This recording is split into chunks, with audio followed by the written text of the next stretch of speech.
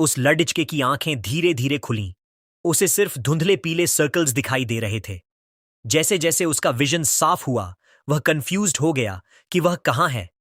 उसे लगा कि शायद उसने टाइम ट्रैवल किया है।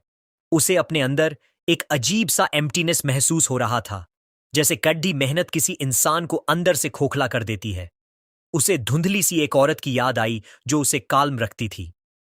अचानक उसकी नजर पास की टेबल पर पड़ी और वह शॉक्ड रह गया। वह घबराहट में थोड़ा हंसा और वहां रखी एक चीज की ओर हाथ बढ़ाया। उसने देखा कि टेबल पर मेडिकल टूल्स और कई शार्प ऑब्जेक्ट्स बिखरे हुए थे। उसने एक टूल उठाया और उस पर लाल लिक्विड की बूंदें देखीं। जैसे ही उसने इसके बारे में सोचा, उसकी मेमोरीज बिजली की तरह वापस आईं और उसके चेहरे पर प्योर फियर छा गया। उसने खुद की तरफ देखा और उसे एहसास हुआ कि उसका शरीर ओपन किया गया था और उसके इंटरनल पार्ट्स निकाल लिए गए थे। वह पागलों की तरह चिल्लाने लगा कि कोई अथॉरिटीज को बुलाए, उसे रिपोर्ट लिखवानी है। वह किसी भी तरह अपने मिसिंग पार्ट्स वापस पाना चाहता था। लेकिन जैसे ही उसने खड़ी डीडीएचए होने की कोशिश की, वह कोलैप्स हो गया और सीधे ठंडे फर्श पर मुंह के बल गिरा। उसे पास ही एक आदमी की आवाज सुनाई दी जो डॉक्टर से पूछ रहा था कि क्या उन्हें सिर्फ कुछ खास पार्ट्स ही लेने चाहिए थे। डॉक्टर ने जवाब दिया कि हालात खराब हैं और मार्केट प्राइसेस गिर चुके हैं, इसलिए उन्हें जो मिले वो सब निकाल लेने का हुक्म दिया गया था। उस आदमी ने हैरानी से पूछा, इसका मतलब हमने सब कुछ निकाल लिया? लड-डीएचके ने किसी तरह अपना फोन पकड़ ढा, लेकिन वह इतना वीक था कि कॉल करने का बटन तक नहीं ढूंढ पाया। उसे ऐसा लगा जैसे वे लोग उसका मजाक उड़ा रहे हैं। धीरे धीरे उसकी आंखों के सामने अंधेरा छाने लगा और उसने मान लिया कि अब यह उसका एंड है। जैसे ही उसे चक्कर आने लगे, उसे अपनी ग्रेट ग्रैंडमदर का एक विजन दिखाई दिया जो हाथ हिलाकर उसे हेलो कह रही थीं। उसने अपनी दादी से कहा कि वह अब भी जाने के लिए तैयार नहीं है। तभी उसके फोन पर एक टूटे हुए दिल की स्ट्रेंज पिक्चर दिखाई दी। उसकी दादी एक स्पूकी अंदाज में मुस्कुराई और लड्राशके को लगा कि उसके पास द वर्ल्ड ऑफ डिजायर्स नाम के इस गेम को खेलने के अलावा कोई रास्ता नहीं है। उसने स्टार्ट बटन दबाया। स्क्रीन पर लिख कर आया, अंत निश्चित है, लेकिन जीने की इच्छा प्रबल है। उसे एक लकड़ी के बक्से में बंद एक औरत की इमेज दिखी। पसीने से तरबतर और टेरिफाइड होने के बावजूद उसने पॉजिटिव जवाब पर क्लिक किया। उसने कहा कि वह जीना चाहता है और अपने मिसिंग पार्ट्स ढूंढना चाहता है। अचानक उसने खुद को एक अविश्वसनीय नई दुनिया में पाया। अच्छी खबर यह थी कि वह अभी भी जिंदा था, लेकिन बुरी खबर यह कि उसके शरीर के अंग अभी भी गायब थे। तभी उसे एक आवाज सुनाई दी और उसने एक लैंटर्न की रोशनी में एक पोर्टल खुलते देखा। एक ग्रे बस उसमें से बाहर निकली और काले कपड़ों में एक लड्डू नीचे उतरी। पहले तो वह हैरान हुआ, लेकिन फिर उसने देखा कि उसका चेहरा बहुत क्रीपी और गंदा था। वह अपनी सूनी सफेद आंखों से उसकी तरफ बढ़ाने लगी। लड्डू को लगा कि उसे डरना चाहिए, लेकिन चूंकि वह अंदर से इतना एम्प्टी महसूस कर रहा था, उसे लगा कि अब खोने के लिए कुछ बचा ही नहीं है। वह अपनी जगह पर डटा रहा और उससे पूछा कि क्या वह वाकई उसे खत्म कर सकती है जो पहले से ही जा चुका है। उसने मुस्कुराते हुए अपनी बाहें फैलाईं और कहा कि उसका सीना पूरी तरह से खुला हुआ है। लड्डू ने अपना हाथ बढ़ाया और बड्डी काइंडली उससे बस पर चढ़ने के लिए कहा। उसने साथ चलने का फैसला किया और बस की तरफ बढ़ा। लड्डू बार बार यंग मास्टर से बस पर सवार होने की रिक्वेस्ट करती रही। लड्डके ने पूछा कि क्या उसने उसकी बात सुनी। अचानक उसके पीछे की रोशनी तेज हुई और वह लड्डकी ट्रांसफॉर्म हो गई। उसका चेहरा और भी डरावना हो गया। मुंह से झाग और लाल लिक्विड बहने लगा और उसके नुकीले फैंग्स बाहर निकल आए। डरने के बजाय लड्ढैका हंसने लगा। उसने कहा कि उसके पास अब कोई पार्ट्स बचे ही नहीं हैं, इसलिए वह उसे डरा नहीं सकती। उसने उस मॉन्स्टर गर्ल के चेहरे पर एक जोरदार प्रहार किया और उसे तमीज से बात करने को कहा। वह लड्ढकी गुस्से में दिखी, लेकिन उसने माना कि वह केयरलेस थी। लड्ढके ने हाथ बांधकर इंतजार किया। आखिरकार वह खद्दी हुई और बद्दी पोलाइटली उसे बस पर चढ़ने के लिए कहा। संतुष्ट होकर लड्ढका मुस्कुराया और बस के अंदर चला गया। बस के अंदर उसने आईने में खुद को देखा। वह बहुत ही शानदार ड्रेस था। उसने गौर किया कि बस बहुत पुरानी थी और उन लोगों से भरी थी जिनकी आंखों में सिर्फ सैडनेस और खालीपन था। वह एक डरी हुई शांत लड़डचकी के बगल में बैठ गया और उसका नाम पूछा, पर वह खामोश रही। तभी वह मॉन्स्टर गर्ल वापस आई और सबका वर्ल्ड ऑफ विशेस में स्वागत किया। उसने ऐलान किया कि उनका टेस्ट अब शुरू होने वाला है। इस बीच असली दुनिया में एक पुरानी अबैंडन्ड फैक्ट्री में हलचल हो रही थी। हरे चोगे और चश्मे वाला एक आदमी लाल कार के पास दूसरे आदमी से बात कर रहा था। तभी एक लड्ढैचकी ने उस आदमी से कहा कि उसने अच्छा काम किया है, पर अचानक उसने उस चश्मे वाले आदमी पर वेपन तान दिया। इससे पहले कि वह कुछ समझ पाता, उसने उसे ढेर कर दिया। उसने उसके शरीर से एक धड़कता हुआ हार्ट बाहर निकाला और उसे ऊपर उठाकर कहा कि वह इसकी धड़कन सुन सकती है। वापस वर्ल्ड ऑफ डिजायर्स में उस मॉन्स्टर गर्ल ने पहले टेस्ट के बारे में बताया, जिसका नाम था एलिमिनेशन। उसने यात्रियों से कहा कि 10 मिनट में वे एक पुराने पुल को पार करेंगे जो सबका वजन नहीं सह पाएगा। अगर उन्होंने बस का भार कम नहीं किया तो पुल टूट जाएगा और सब गिर जाएंगे। उसने साफ कहा कि अगर कोई एक इंसान बस से उतर जाए तो बाकी सब सेफ रहेंगे। यात्री बुरी तरह टेरिफाइड थे। उसने समझाया कि वे किसी एक के नाम पर वोट कर सकते हैं या किसी को जबरदस्ती उतार सकते हैं। जो इस टेस्ट को पास करेगा वही अपनी विशेस पूरी कर पाएगा। सिर्फ 5 मिनट बचे थे, तब एक यात्री ने पूछा कि बस से उतरने वाले का क्या होगा। मॉन्स्टर ने जवाब दिया कि वह इंसान बस खत्म हो जाएगा। मेन कैरेक्टर ने अपनी स्थिति के बारे में सोचा और उसे लगा कि क्या वह पहले ही खत्म नहीं हो चुका है। यात्री बस में रहने के लिए भीख मांगने लगे। एक औरत ने कहा कि वह एक्सपेक्टेंट मदर है, एक आदमी ने कहा कि वह बीमार है और एक छोटे लड़ेचके ने कहा कि उसे अपने फायरमैन पिता को बचाना है। सबके पास रुकने की कोई न कोई मजबूत वजह थी। मेन कैरेक्टर को लगा कि उसके अंग वापस पाने की इच्छा उनके मुकाबले उतनी नोबल, महान नहीं है। मॉन्स्टर गर्ल ने याद दिलाया कि समय हाथ से निकल रहा है। तभी एक यात्री ने सुझाव दिया कि उस गर्भवती औरत के लिए वोट किया जाए क्योंकि वह सबसे वीकेस्ट लिंक है।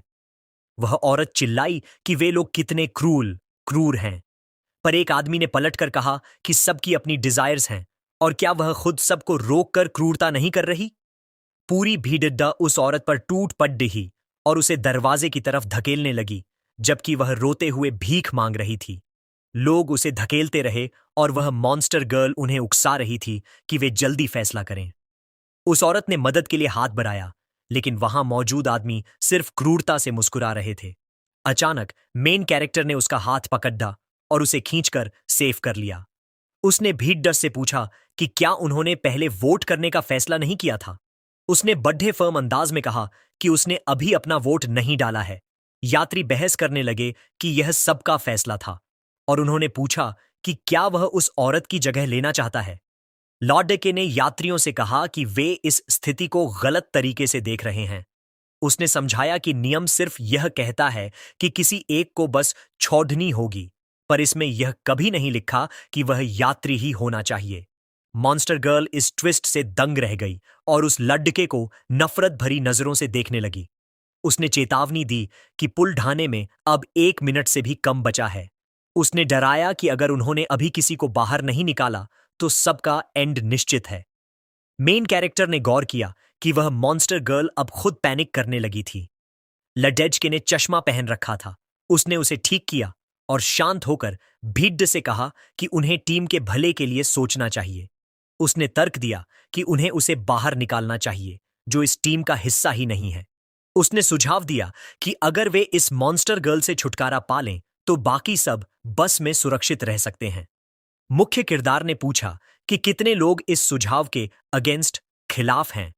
उसने बताया कि अगर वे इसे बाहर निकाल दें तो उन्हें किसी भी यात्री को खत्म करने की जरूरत नहीं पड़ेगी। बाकी लोग सोचने लगे कि उन्होंने यह पहले क्यों नहीं सोचा। एक एक करके सबने हाथ उठाना शुरू कर दिया। पूरी भीड़ ने उस मॉन्स्टर गर्ल को एलिमिनेट करने के लिए वोट कर दिया। वह बहुत टेरिफाइड और हैरान थी क्योंकि उसने कभी नहीं सोचा था कि ऐसा कुछ होगा। मेन कैरेक्टर मुस्कुराया और उस प्रिंसेस से कहा कि अब उसके जाने का वक्त आ गया है। वह मॉन्स्टर गर्ल चीखने लगी कि वे उसे जाने के लिए मजबूर नहीं कर सकते। लॉर्डके ने जवाब दिया कि जब वह पहली बार बस में चढ़ा था तब उसने उसे मारा था, लेकिन उसने पलटकर कुछ नहीं किया। उसने अंदाजा लगाया कि खेल के रूल्स उसे यात्रियों को नुकसान पहुंचाने से रोकते हैं। उसने पूछा, क्या मैं सही हूं? वह लडिचकी उसे रूड कहने लगी और उसकी तरफ झपट्टी।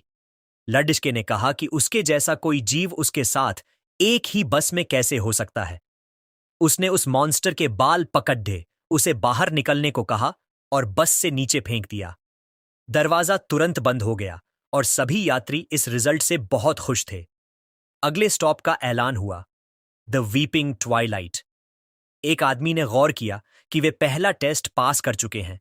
दूसरे ने टिप्पणी की कि उन्हें शुरू से ही उस कंडक्टर को बाहर फेंक देना चाहिए था। वह सोचने लगा कि यह कितनी भयानक बात थी कि वे लगभग उस एक्सपेक्टिंग वुमन को खतरे में डालने वाले थे।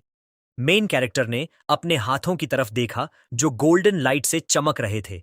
वह सोचने लगा कि क्या उस लड़डिचकी के जाने पर उसे कोई आइटम मिला है। उसे याद आया कि जब उसने पहली बार बस में चढ़ने को कहा था तब उसने स्पेशल पावर्स का जिक्र किया था। वह समझ नहीं पा रहा था कि क्या हो रहा है। तभी उसे अपने दिमाग में फिर से एक ईविल वॉइस सुनाई दी। लड्डी डच का थोड़ा अजीब महसूस कर रहा था। उसके हाथ में जो चीज थी वह एक समनिंग आइटम की तरह लग रही थी। उसने सोचा कि इससे कोई फर्क नहीं पड़ रहा था क्योंकि उसकी लाइफ वैसे भी हमेशा डेंजरस रही है। उसे लगा कि यह ट्रॉफी उसके अच्छे कामों का इनाम है। अचानक यात्री घबरा गए और पूछने लगे कि बस इतनी जल्दी क्यों रुक गई। उन्होंने पूछा, क्या हमें उतरना होगा? मेन कैरेक्टर ने उनसे कहा कि दूसरा टेस्ट शुरू हो चुका है। बस विशाल लोहे के गेट्स, आयरन गेट्स के सामने रुकी थी। वह लडीच उस ग्रे बस से उतरने और गेट्स की तरफ बढ़ाने वाला पहला इंसान था। बाकी यात्री उसके पीछे चलने लगे और उस गर्भवती लडीचकी ने पूछा कि यह कौन सी जगह है। तभी उन्हें पास ही एक क्रीपी आवाज सुनाई दी।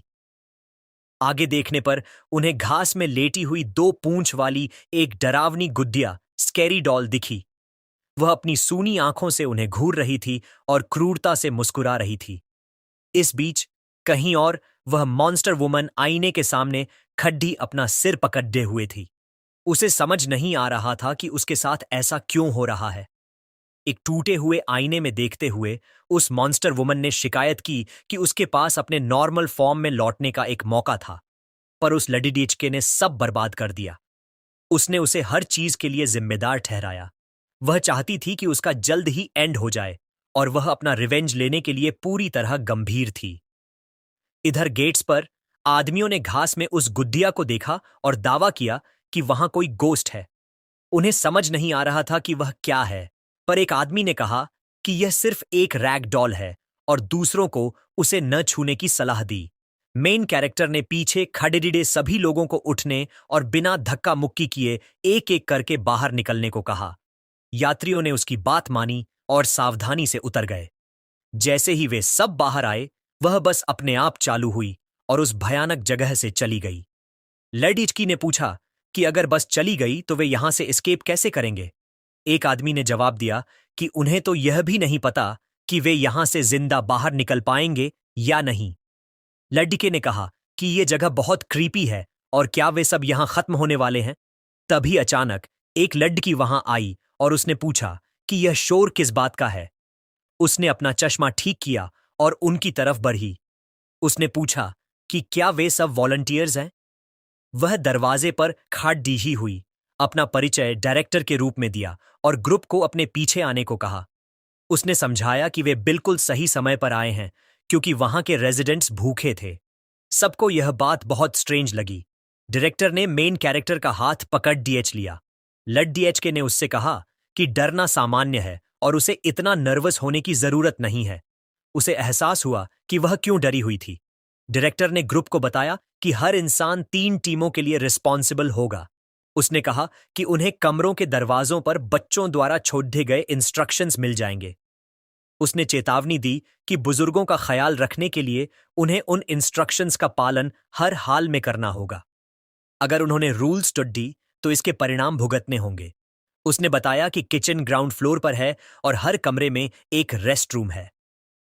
उसने उन्हें याद दिलाया कि वे एक स्पेशल सिचुएशन में हैं, इसलिए उन्हें उसके निर्देशों को याद रखना होगा। डायरेक्टर उन्हें नर्सिंग होम की लॉबी तक ले गई। उसने यात्रियों से कहा कि कि यह आज के लिए उनका टास्क है और तुरंत शुरू करने का हुक्म दिया।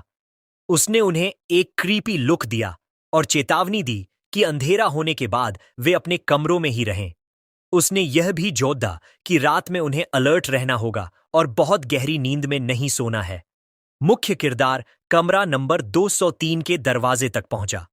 उसने गौर किया कि डायरेक्टर ने बातें तो बहुत की, लेकिन पेमेंट का जिक्र तक नहीं किया। वहां एक साइन बोर्ड लगा था जिस पर लिखा था कि उसे एक ऐसे बुजुर्ग को खाना पहुंचाना है जो बहुत डिफिकल्ट और गुस्सैल स्वभाव का है। लड्डी डीडीएचके ने सोचा कि वॉलंटियर्स को आखिर उनका पेमेंट कहां से मिलेगा। उसने पहले किचन जाने का फैसला किया। उसे याद था कि वह पहली मंजिल पर है। वह नीचे की ओर बढ़ा। जैसे ही उसने बेसमेंट की सीढ़ियां उतरी, उसे लोगों की आवाजें सुनाई दीं जो कह रहे थे कि खाने की खुशबू कितनी अच्छी है। ऐसा लग रहा था कि अगर इस टेस्ट में उन्होंने बुजुर्गों का ख्याल ठीक से नहीं रखा तो उनके लिए बड्डी मुश्किल हो जाएगी। लॉर्ड डाचका तेजी से आगे बढ़ा और एक दरवाजे के पास से गुजरा जिस पर अजीब सी राइटिंग थी। एक आदमी ने लू नाम के लडिचके से पूछा कि वह क्या कर रहा है। लू ने कहा कि कुछ नहीं, लेकिन उस आदमी ने दावा किया कि उसने कमरा नंबर 101 के दरवाजे के नीचे से लाल लिक्विड निकलते देखा है। लू ने माना कि उसे पता है और उसका टास्क उस कमरे को साफ करना है, लेकिन ऐसा लग रहा था जैसे वहां कोई हर्ट हुआ हो। उसने सुझाव दिया कि बस थोड़े एक्स्ट्रा मसालों के साथ मांस मीट फ्राई कर लिया जाए, क्योंकि उस कमरे की महिला को स्पाइसी खाना पसंद है। लडचके ने एक पैन खोला और मांस का एक टुकड़ा बाहर निकाला। उसने जिक्र किया कि वर्ल्ड ऑफ डिजायर्स में यह उसका पहला मौका नहीं है, लेकिन हर टेस्ट अलग होता है, जिससे खतरे से बचना और भी हार्ड हो जाता है। उसने दूसरों को चेतावनी दी कि अगर वे अंत तक पहुंच भी जाए तो उन्हें उन लोगों को वापस लाने की कोशिश नहीं करनी चाहिए जो मर चुके हैं। एक आदमी ने लू से पूछा कि क्यों। लू ने समझाया कि जो चले गए हैं वे दोबारा अपनी असली लाइफ में वापस नहीं आ सकते।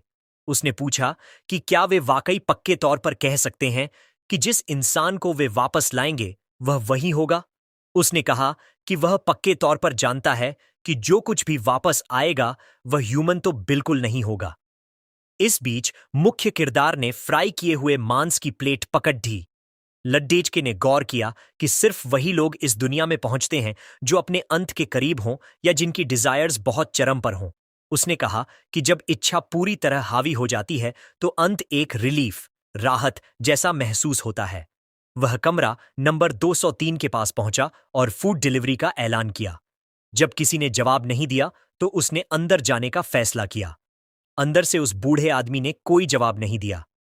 लड़का अंदर गया और बिस्तर के सामने वाली टेबल पर मीट रख दिया। बूढ़ा आदमी धीरे से उठा और खाने की ओर बढ़ा। उसने करीब झुककर उस फ्राइड मीट को सूंघा और पागलों की तरह उसे खाना शुरू कर दिया। मेन कैरेक्टर ने उससे कहा कि वह इतनी जल्दी न करे ताकि उसका दम न घुटे। लड़के ने मन ही मन सोचा कि यह टास्क तो असल में काफी आसान था और उसकी किस्मत अच्छी रही। लेकिन इससे पहले कि वह अपनी बात पूरी कर पाता, उस बूढ़े का चेहरा एक बहुत ही डरावने रूप में बदल गया। लड़के ने मजाक में कहा कि अगर उसे स्टेक पसंद नहीं आया तो वह सीधे कह सकता था। अचानक उस बूढ़े ने अपना हाथ बढ़ाया और सीधे लड़के के सीने के पार कर दिया। हालांकि उस बूढ़े को अंदर कुछ भी नहीं मिला। मेन कैरेक्टर पूरी तरह से एम्प्टी था और उसके पास निकालने के लिए कोई भी इंटरनल पार्ट्स नहीं बचे थे। बूढ़े को समझ नहीं आ रहा था कि यह लड़का अंदर से इतना खाली कैसे हो सकता है। वह सदमे में उस लड़के के शरीर के अंदर अंगों को ढूंढता रहा। उसे समझ नहीं आ रहा था कि वह लड़का एक रियल पर्सन है भी या नहीं। वह बूढ़ा आदमी अपने डरावने फैंग्स, नुकीले दांत और आंखों में एक अजीब चमक के साथ बहुत क्रीपी लग रहा था। लड़के ने बूढ़े से पूछा कि वह इतनी कोशिश क्यों कर रहा है। उसने कहा कि किसने सोचा होगा कि अंत के बाद भी वह इतना खाली ही रहेगा। उसने बूढ़े से कहा कि इससे कोई फर्क नहीं पड़ता कि वह वहां है या नहीं, क्योंकि हर कोई हमेशा उसका एक टुकड़ा चाहता है। उसने बूढ़े से पूछा कि क्या उसे वह सॉफ्ट लगता है और वह इतना टफ क्यों बन रहा है। मेन कैरेक्टर ने उस बूढ़े को पकड़ा और फर्श पर पटक दिया। उसने पूछा कि वह उसके दिए हुए खाने में कमियां क्यों निकाल रहा है। लड़के ने उस बूढ़े का सिर पकड़ लिया और उसके शरीर से एक काला लिक्विड बहने लगा। लड़के ने पूछा कि क्या वह वाकई नहीं खाने वाला है, और उसने प्लेट उसकी तरफ फेंक दी। बूढ़ा आदमी कराहने लगा और आगे बढ़ने की कोशिश करने लगा। मेन कैरेक्टर ने डील नहीं दी और उसे मजबूती से दबोच लिया। उसने पूछा कि क्या उस बूढ़े को लगता है कि वह यह व्यवहार बर्दाश्त करेगा, या वह अब मर्सी, दया की भीख मांगने वाला है। जब लड़के ने उसे फर्श पर पटका, तब भी उसने उसका चेहरा नहीं छोड़ा। बूढ़े आदमी ने कुछ कहने की कोशिश की, लेकिन मेन कैरेक्टर ने उसकी तरफ देखा और कहा कि उसे उसका एक शब्द भी समझ नहीं आ रहा। जब वह उस बूढ़े से निपट रहा था, तभी वह गर्भवती लड्डे की कमरे के अंदर झांकने लगी। उसने दरवाजा खोला और लड्डे के से मदद मांगी, लेकिन सामने का मंजर देखकर उसके होश उड़ गए। लड्डे का उस बूढ़े के ऊपर खड्डा था और ऐसा लग रहा था जैसे वह उसका अंत कर रहा हो। उसका हाथ बूढ़े के चेहरे पर था, जो लाल लिक्विड से सना हुआ था। लड्डकी यह देखकर सदमे में थी। उसने कमरे में कदम रखा और गौर किया कि उनका टास्क तो मरीज की देखभाल करना था, लेकिन यहां तो लड्डिका उसे चोट पहुंचा रहा था। लड्डिके ने अब भी उस बूढ़े का सिर पकड़ देख रखा था। बूढ़ा आदमी बहुत धीरे से कुछ बड्डिबड्डाया। लड्डिके के दिमाग में एक आवाज ने कहा कि वह बिल्कुल सही कर रहा है और उसे इसे खत्म कर देना चाहिए। उसने अपना हाथ बूढ़े के सिर पर ही रखा और अपने अगले कदम के बारे में सोचने लगा। उसे लगा कि क्या उसके पास बस इतना ही समय था। उसे लगा कि वह बूढ़ा आदमी बहुत कमजोर है और उसने उस स्पिरिट को बुलाने के लिए फिर से कार्ड इस्तेमाल करने का सोचा। लेकिन तभी उसे नियम याद आया कि 2 कॉल्स के बीच 3 घंटे का अंतर होना चाहिए। लडी डीडीएच का इस देरी से खुश नहीं था। उसे एहसास हुआ कि आइटम अभी रीसेट नहीं हुआ है और उसे पसीना आने लगा। उसने तुरंत अपना तरीका बदला और बूढ़े को समझाया कि पहले जो कुछ भी हुआ वह सिर्फ एक मिसअंडरस्टैंडिंग, गलतफहमी थी। हैरानी की बात यह थी कि बूढ़े ने उस पर हमला नहीं किया, बल्कि फिर से कुछ बोलने की कोशिश की। लड़के को लगा कि शायद डर की वजह से वह बूढ़ा अब नॉर्मल हो गया था। वह उसके पास गया और पूछा कि क्या वह अब खाना खाएगा। बूढ़ा कुछ अस्पष्ट बद्दबद्दाया और सीधे उस मांस की प्लेट की ओर झपटा। लड्डाचके ने उसे एक अच्छे बच्चे की तरह पुचकारा। उसने सोचा कि यह स्पिरिट मैप जरूर किसी के दिमाग को प्रभावित करने की ताकत रखता है, वरना उसके मन में इतने एग्रेसिव, हिंसक विचार नहीं आते। उसने तय किया कि वह इस कार्ड को एक राज रखेगा और इसे अपने ट्रम्प कार्ड की तरह इस्तेमाल करेगा। वह उस गर्भवती लेडी डीएचकी के पास गया, जो अब होश में आ रही थी और मदद के लिए पुकारने लगी थी। मेन कैरेक्टर ने उससे कहा कि वह डरे नहीं और उसकी बात ध्यान से सुने। उसने उससे कहा कि उसे एक कन्फेशन करना है। उसने दावा किया कि वह सरकार की ओर से है और कुछ चीजों को गुप्त रखना जरूरी है। उसने लड्डिचकी से कहा कि उसे बस इतना जानने की जरूरत है कि वह एक अच्छा इंसान है और वह उसकी चुप्पी पर भरोसा कर रहा है। लड्डचकी ने वादा किया कि वह किसी को नहीं बताएगी। लड्डचके ने पूछा कि क्या उसे अब भी मदद चाहिए। उसने जवाब दिया कि सहायता पाने के लिए वह कुछ भी करने को तैयार है। मेन कैरेक्टर जानता था कि यह खतरनाक है और वह अभी स्पिरिट कार्ड का इस्तेमाल नहीं कर सकता, इसलिए उसे बहुत सावधान रहना होगा।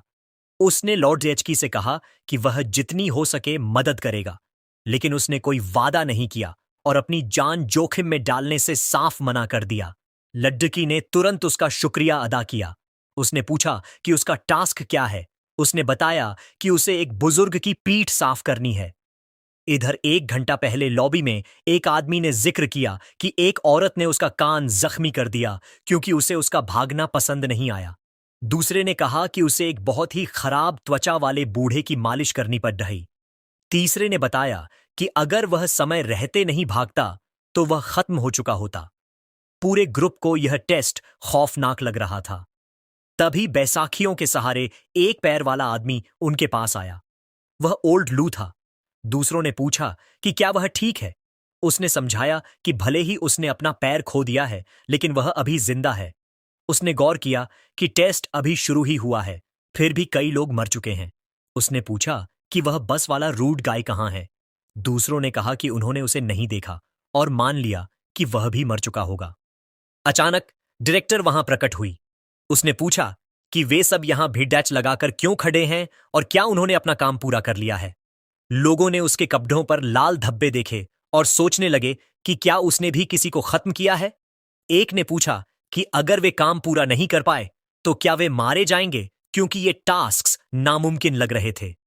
डायरेक्टर ने जवाब दिया कि काम पूरा करना मायने नहीं रखता, क्योंकि वे वॉलंटियर्स हैं, लेकिन उसने इस बात पर जोर दिया कि उनका स्वाद एक्सलेंट होना चाहिए। प्रतिभागियों को समझ नहीं आया कि वह ऐसी बात कैसे कह सकती है, और उन्हें यकीन हो गया कि वह इंसान तो बिल्कुल नहीं है। तभी डायरेक्टर ने पीछे खड्डिए दो लोगों की तरफ इशारा किया और पूछा कि वे वहां क्या कर रहे हैं। लड्डेच का बोल पड्ढा और कहा कि वे बस जानकारी जुटा रहे हैं। उसने डायरेक्टर से कहा कि वे वहां उसे देख रहे थे, क्योंकि उसकी खूबसूरती इतनी आकर्षक थी कि वे अपनी जगह से हिल ही नहीं पाए। यह सुनकर वह गर्भवती लड्डेच की सोचने लगी कि क्या यह वाकई सरकार से है, क्योंकि उसका तरीका बिल्कुल भी प्रोफेशनल नहीं लग रहा था। डायरेक्टर हल्की सी हंसी और लड्डेचके से कहा कि वह बहुत बातें करता है। उसने सबको याद दिलाया कि अगर काम पूरा नहीं हुआ या कोई शिकायत मिली तो उसे रूल्स लागू करने पड़ेंगे। अंधेरा होने में अभी 2 घंटे बाकी थे, इसलिए उसने सबको जल्दी करने का हुक्म दिया। जाते जाते डायरेक्टर ने मेन कैरेक्टर से कहा कि वह उससे आज रात मिलेगी। लडीडीएचके ने गौर किया कि वह उसकी बातों में आ गई है, पर वह सीरियस नहीं था। उसके अपने प्लान थे और वह किसी स्पिरिट के इशारों पर नहीं नाचना चाहता था। बाकी लोग तुरंत उसके पास आए और पूछने लगे कि उसे चोट कैसे नहीं लगी और क्या उसने अपना काम पूरा किया। लडडिचके ने जवाब दिया कि वह बस लकी था, जिसे उन लोगों ने एक बड़ी कामयाबी माना। उन्होंने पूछा कि क्या उसने गेम के मैकेनिज्म, काम करने के तरीके के बारे में कुछ गौर किया है। ओल्ड लू ने कहा कि आखिरकार वे सब इंसान हैं और उन्हें एक दूसरे की मदद करनी चाहिए। एक और आदमी ने याद दिलाया कि इस लडीएचके ने उस गर्भवती औरत को बचाया था, इसलिए वह उन्हें मुसीबत में नहीं छोड़ देगा। मेन कैरेक्टर ने गौर किया कि सूट वाला वह आदमी मैनिपुलेशन, बातों में फंसाने में माहिर था। उस आदमी ने लडीएचके से पूछा कि वह इतना सेल्फिश, स्वार्थी कैसे हो सकता है। मेन कैरेक्टर ने उसे चुप रहने को कहा और साफ किया कि उसे मॉरल प्रेशर, नैतिक दबाव से सख्त नफरत है। उसने उस गर्भवती लड्डी डीएचकी का हाथ पकड़ दीधा और उसे अपने साथ चलने को कहा, क्योंकि उस ग्रुप के पास कोई काम की जानकारी नहीं थी। ओल्ड लू ने लड्डके को रुकने के लिए कहा। उसने कहा कि उसके पास कोई सबूत तो नहीं है, पर क्या लड्डका वर्ल्ड ऑफ डिजायर्स के बारे में और जानना चाहता है। लड़के ने पूछा कि क्या वह बताने के लिए तैयार है। लुई ने कहा कि वह अपने पिछले गेम के बारे में तभी बताएगा जब एलडीएच का अपनी जानकारियां साझा करेगा। उसने दावा किया कि यह जानकारी लडीएचके की डिजायर पूरी करने में मदद करेगी।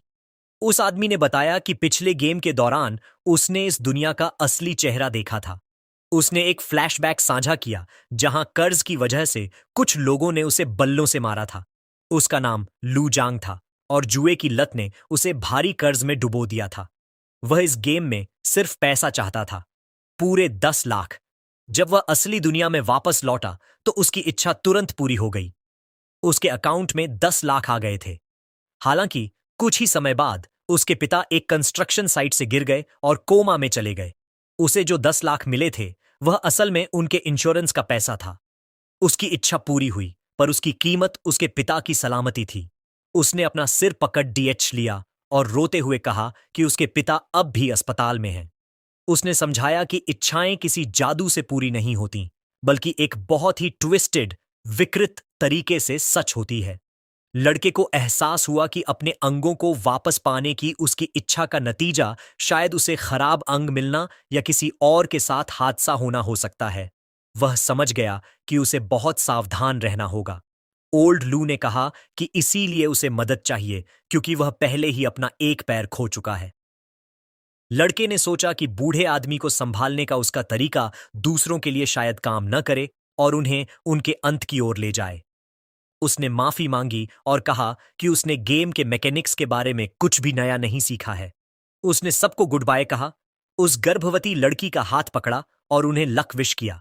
उसने फिर से उसी कमरे में जाने का फैसला किया ताकि देख सके कि वह बूढ़ा आदमी कोई सुराग दे सकता है या नहीं। रास्ते में लड़की ने पूछा कि क्या वह वाकई सरकार से है और उसने दूसरों की मदद क्यों नहीं की। मेन कैरेक्टर ने उसे याद दिलाया कि उन्हीं लोगों ने उसे बस से बाहर फेंकने की कोशिश की थी, फिर भी वह उनका बचाव कर रही थी। उसने पूछा कि क्या सरकारी लोग आम लोगों से इतने अलग होते हैं? फिर उसने मान लिया कि वह बस दिखावा कर रहा था। लड़की ने जवाब दिया कि अगर उसे भी चुनना होता कि बस से कौन उतरेगा तो शायद वह भी वही फैसला करती जो उन्होंने किया। आखिरकार उस औरत की भी एक इच्छा थी जिसे उसे पूरा करना था। उसका पति एक फायर फाइटर था जो एक रेस्क्यू ऑपरेशन के दौरान शहीद हो गया था और वह अपने अजन्मे बच्चे के साथ अकेली रह गई थी। डॉक्टरों ने कहा था कि बच्चा ठीक से विकसित नहीं हो रहा है, इसलिए उसे लगा कि उसे हर कीमत पर उसकी रक्षा करनी होगी। उसने लड़के की ओर एक प्लीडिंग नजरों से देखा। मेन कैरेक्टर ने उससे कहा कि सब ठीक हो जाएगा। उसने उम्मीद नहीं की थी कि वह बच्चा एक हीरो की संतान होगा। फिर वह उस बूढ़े आदमी की ओर मुड़ा और उसे करीब आने को कहा। वह कुछ जवाब चाहता था। लड़के ने बूढ़े से कहा कि वह चुन ले, या तो सच बता दे या रेजिस्ट करे, और पूछा कि उसने उस पर हमला क्यों किया था। उसने बूढ़े आदमी को कागज का एक टुकड़ा थमाया। बूढ़े ने उस पर लिखा कि उसे फ्राइड मीट, तला हुआ मांस पसंद नहीं है। लड़के को तुरंत एहसास हुआ कि यह बात डायरेक्टर के उस दावे के उलट है कि बच्चों ने दरवाजों पर निर्देश छोड़े थे। उसने फैसला किया कि वे नोट्स एक ट्रैप थे। जब लड़की ने पूछा कि उसका क्या मतलब है, तो मेन कैरेक्टर ने समझाने के लिए एक उंगली उठाई। उसने कहा कि दरवाजों पर दी गई जानकारी संभवतः गलत है। उसने समझाया कि अगर वह निर्देशों के उलट काम करेगी तो वह खतरे से बच सकती है। लड्डी एचकी ने कहा कि वह समझ गई और उसे शुक्रिया कहकर वहां से चली गई। मेन कैरेक्टर को चिंता थी कि अगर वह बच भी गई तो इन हालातों में बच्चा शायद स्वस्थ न हो। उसने यह भी सोचा कि उसे रात में बहुत संभल कर रहना होगा।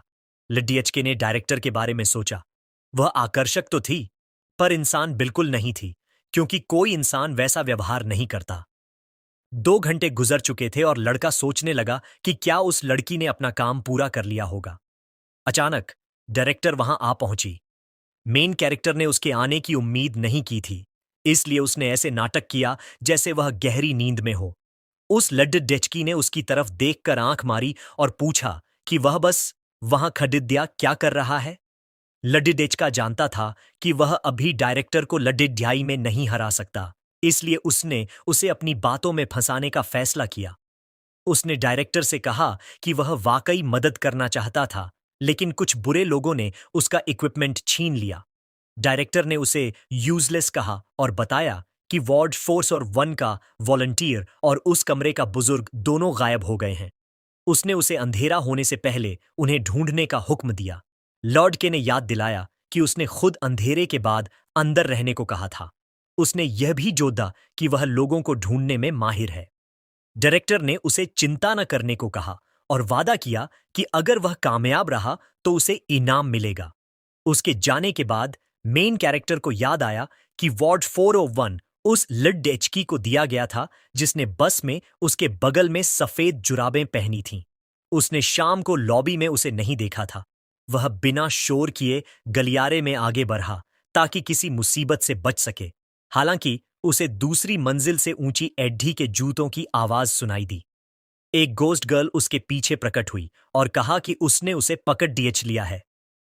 मेन कैरेक्टर ने खुद को समझाने की कोशिश की कि चूंकि वह अंदर से एम्प्टी है, उसे डरना नहीं चाहिए, लेकिन उसने तुरंत वहां से निकलने का प्लान बनाया। उसने उस भूतनी से कहा कि वह उनसे डरता है, भले ही उन्होंने पहले उसकी आवाज न सुनी हो। जैसे ही उसने हटने की कोशिश की, वह प्रेतबाधित लड्डेचकी एक अजीब से सुरीले अंदाज में उससे बात करने लगी। उसने कहा कि वह इंसानों से नहीं डरती, पर उन्होंने उसे गहराई से सुना है। जब वह सीढ़ियां चढ़ने लगा तो उसने अपने भूतिया हाथ से उसका कंधा पकड़ डीएच लिया और उसे रुकने को कहा। लड्डेके ने उसे अपनी पीठ पर चढ़ने से साफ मना कर दिया। उसने उसे डराने के लिए अपना स्पिरिट आइटम निकालने की कोशिश की, पर ठंड की वजह से उसका हाथ सुन्न हो गया था। उसे एहसास हुआ कि वह आइटम अभी दोबारा इस्तेमाल के लिए तैयार नहीं है। वह गोस्ट गर्ल हंसी और बोली कि वह खुद को जोड़ने का काम बस पूरा ही करने वाली है। लड्डके को एहसास हुआ कि वह लड्डर नहीं सकता, इसलिए उसे भागना होगा। उसने गलियारे में शरीर के अंग बिखरे हुए देखे और समझ गया कि वह खुद को फिर से रीअसेंबल कर रही है। अगर उसने खुद को जोधा लिया तो वह बद्धी मुसीबत में पटडट जाएगा। लद्दाका किसी तरह बचकर भाग निकला और अपने सीने को पकड़ दे लिया। राहत महसूस करते हुए कि वह बाल बाल बचा, उसने गौर किया कि इस गलियारे में कोई लाल धब्बे नहीं थे, जो कि एक अच्छा संकेत था। वह कमरा नंबर 401 के सामने खड़ा था। दरवाजे पर लगे नोट में लिखा था कि पिता को याददाश्त की समस्या है और उन्हें पर्दों के पीछे हाइड एंड सीक खेलना पसंद है, लेकिन उनके साथ खेलना डेंजरस है। अपनी विपरीत नियमों वाली थ्योरी को याद करते हुए लेडी डी डेचके ने फैसला किया कि काम पूरा करने के लिए उसे लुका छिपी खेलनी ही होगी। उसने दरवाजा खोला और कमरे में अलग अलग भाषाओं में सबका अभिवादन किया। उसने पर्दों के पीछे देखा, लेकिन वहां कोई नहीं था। अचानक उसे एक आवाज सुनाई दी। बस वाली, वह लडीएच की मदद के लिए चिल्लाती हुई उसकी तरफ दौड़ी और उसे कसकर पकड़ डच लिया। मेन कैरेक्टर ने उससे पूछा कि उस बूढ़े आदमी के साथ क्या हुआ। उसने रोते हुए समझाया कि उसने लुका छिपी खेलने की कोशिश की, पर सब गड्ढबदैट हो गया। उसने बताया कि पहली बार जब उसने बूढ़े को ढूंढा तो वह चुपचाप खड़ा था, लेकिन दूसरी बार उसके साथ और भी लोग थे, और तीसरी बार तक बूढ़ों की पूरी स्क्वाड पर्दों के पीछे छिपी थी। वह बुरी तरह डरी हुई थी और उसने लड़के से उसका बॉयफ्रेंड बनने की भीख मांगी ताकि वह उसे बचा सके। लड़के ने उससे कहा कि वह कोई गलतफहमी ना पाले। वह वहां सिर्फ डायरेक्टर के आदेश पर आया था और हीरो बनने की कोशिश नहीं कर रहा था। लड्डकी ने मदद के लिए गिड्ड गिद्दाते हुए कहा कि वह मरना नहीं चाहती। लड्डके ने सोचा कि उस बहादुर गर्भवती महिला के मुकाबले यह लेडी डीएच की सिर्फ यह चाहती है कि कोई और उसके बदले यह टेस्ट पास कर ले। लेडी ढेचका पर्दों के पास पहुंचा और उन्हें झटके से हटा दिया। बूढ़े लोगों के बजाय वहां चमकदार लाल आंखों वाले क्रीपी मॉन्स्टर्स थे। वे चिल्लाए कि उन्होंने उसे ढूंढ लिया है। लड्डैचके को एहसास हुआ कि ये जीव युवाओं को निशाना बनाते हैं। उसने अपनी मुट्ठी उठाई जो गोल्डन लाइट से चमक रही थी। उसे पूरा भरोसा था कि वह उन्हें संभाल लेगा। राक्षस हंसे और उस पर हमला कर दिया। लड़का बहादुरी से लड़ा, लेकिन वे राक्षस आते ही रहे, उसे मारते हुए चिल्ला रहे थे, हमने तुम्हें ढूंढ लिया। मेन कैरेक्टर ने कहा कि उसे चोट खाना बिल्कुल पसंद नहीं है और वे हारना डिजर्व करते हैं। उसने अपनी पूरी एनर्जी झोंक दी, जिससे वह बुरी तरह थक गया। उसने एक को हराया, पर तुरंत दूसरा उसकी जगह आ गया और उसे चीटर कहने लगा। अचानक लड़के ने खिड़की के बाहर देखा। आसमान में एक रेड मून, लाल चांद उग रहा था। उसे डायरेक्टर के जाल का एहसास हुआ। उसने सबको रात में कमरों के अंदर रहने को कहा था, लेकिन कमरों में रोशनी रोकने के लिए पर्दे नहीं थे। वह अजीब चांदनी बुजुर्गों को पागल कर रही थी और उन्हें मॉन्स्टर्स में बदल रही थी। डायरेक्टर असल में वॉलंटियर्स को उनके चारे के रूप में इस्तेमाल करना चाहती थी। लड़के को सच समझ आ गया। उसने चालाकी से राक्षसों का ध्यान चांद की तरफ भटकाया।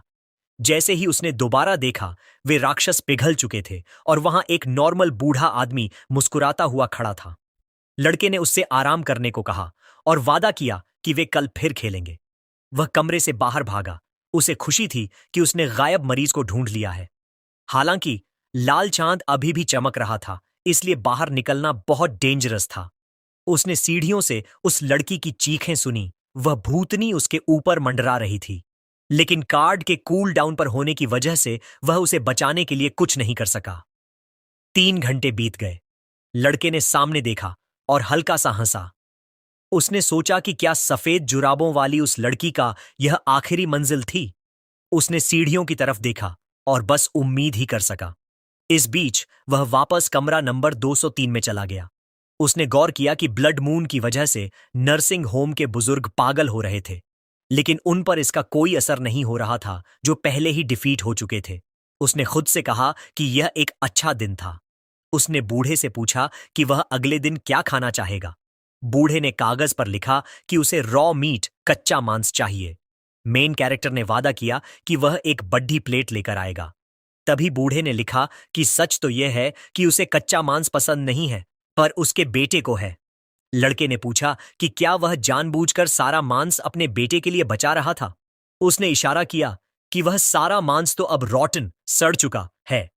बूढ़े ने फिर लिखा, उसे नहीं पता कि उसका बेटा कब लौटेगा। मेन कैरेक्टर ने इस बारे में सोचा और उसे एहसास हुआ कि कुछ तो गड़बड़ थी।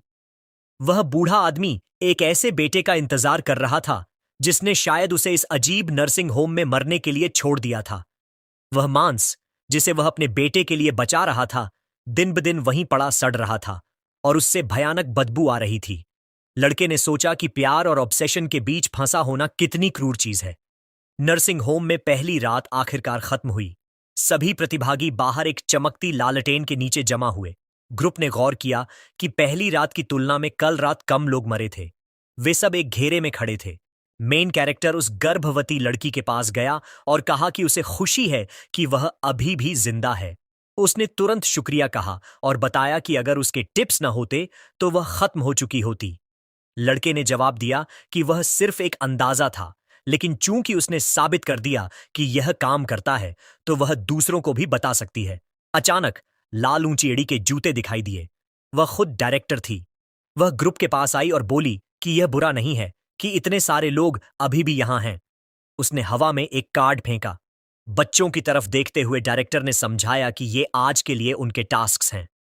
उसने कहा कि उसे उम्मीद है कि वह उनसे फिर मिलेगी। उसके चेहरे पर एक शातिर मुस्कान थी और वह अपने होंठ चाट रही थी। वह रुकी और मेन कैरेक्टर वोंग मिंग को अपने पास बुलाया। उसने ऐलान किया कि भले ही वार्ड फोर्स और 1 की वॉलंटियर मर चुकी है, लेकिन वांग मिंग ने गायब बूढ़े को ढूंढ निकाला है। उसने कहा कि उसने बहुत अच्छा काम किया और उसे इनाम के तौर पर एक बैग थमा दिया। वांग मिंग ने डायरेक्टर से कहा कि वह मदद करके सम्मानित महसूस कर रहा है और हंसा। डायरेक्टर ने पूछा कि क्या वह सच बोल रहा है और वादा किया कि वह आज रात उससे फिर मिलने आएगी। मेन कैरेक्टर सोचने लगा कि जिंदगी इतनी कठोर क्यों है। उसने बैग में देखा और पैसे पाकर हैरान रह गया। उसे उम्मीद नहीं थी कि इस दुनिया में पैसे भी होंगे। ओल्ड लू ने समझाया कि यह वर्ल्ड ऑफ डिजायर्स की करेंसी है। उसने बताया कि उसने पिछली बार लोगों को इसका इस्तेमाल करते देखा था और इन्हें विश कॉइन्स कहा जाता है। वांग मिंग ने कहा कि इतनी अंधेरी जगह के हिसाब से यह नाम बहुत खूबसूरत है। बूढ़े ने उसे चेतावनी दी कि वह इन्हें अंडर एस्टिमेट न करे। वोंग मिंग ने सबको बताया कि वार्ड पेंच और 4 का काम सफाई करना था। वहां लगे बोर्ड पर लिखा था कि मदर की मेमोरी जा चुकी है, पर वो मासूम है, इसलिए डरने की कोई बात नहीं। लेकिन जैसे ही उसने दरवाजा खोला, वहां कोई नहीं था। फिर अचानक एक डरावनी औरत सामने आई और अपनी डॉटर के बारे में पूछने लगी। ओल्ड लू ने समझाया कि प्लेयर्स अक्सर सिर्फ 10 विश कॉइन्स के लिए आपस में लड़ते हैं और मारे जाते हैं। उसे हैरानी हुई कि वोंग मिंग ने कल रात ऐसा क्या किया जो उसे इतना बड़ा रिवॉर्ड मिला। वोंग मिंग ने बस इतना कहा कि उसने 4th फ्लोर पर जाकर गायब पेशेंट और वॉलंटियर को ढूंढा था। लू को शक हुआ कि वोंग मिंग खेल के गहरे सीक्रेट्स जानता है। लू ने एक चौंकाने वाली बात बताई कि यहां मौजूद सभी लोग लिन्हाई शहर से हैं, क्योंकि यह दुनिया लोगों को उनके रीजन के हिसाब से चुनती है। युनले ने इस बात को माना। उसने एक लड़के से पूछा कि क्या उसके पिता उस मॉल की आग में घायल हुए थे। जब लड़के ने हां कहा तो उसने बताया कि उसके पति कैप्टन शिन होंग उसी हादसे में शहीद हुए थे। वोंग मिंग ने उस लड़के की हिम्मत बढ़ाई और कहा कि वो एक हीरो की फैमिली से है, इसलिए वो सेफ रहेगा। तभी लू ने उस बच्चे को अपना नंबर दिया और वादा किया कि बाहर निकलने पर वो उसे 1 लाख युआन देगा, बस वो कोई क्लू दे दे। बाकी लोग भी पैसों का लालच देने लगे और बाहर निकलने के बदले ऊंची बिडिंग लगाने लगे। वोंग मिंग यह सब देखकर हल्का सा हंसा। उसने कहा कि वो पैसों की बात भूल जाए, वो उन्हें सब कुछ बता देगा। उसने समझाया कि वार्ड 204 में जो औरत मिली थी वो कोई साधारण इंसान नहीं बल्कि एक मॉन्स्टर थी।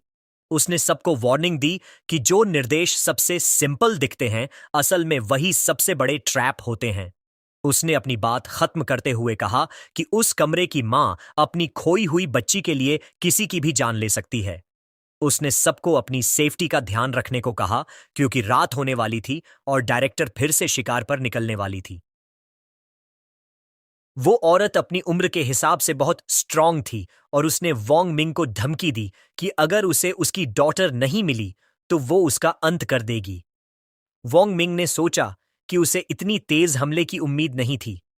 उसे याद आया कि वो औरत चीजें भूल जाती है, इसलिए उसने एक प्लान बनाया और उसकी बेटी बनने का नाटक किया।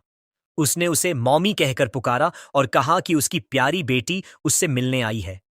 ये सुनते ही उस औरत का बर्ताव एकदम बदल गया। उसने पूछा कि क्या वाकई शॉन आई है। वोंग मिंग ने नखरे दिखाते हुए कहा कि क्या वो अपनी बेटी को भूल गई है। औरत ने कहा कि एक मां अपनी बेटी को कैसे भूल सकती है, पर आज वो कुछ अलग दिख रही है।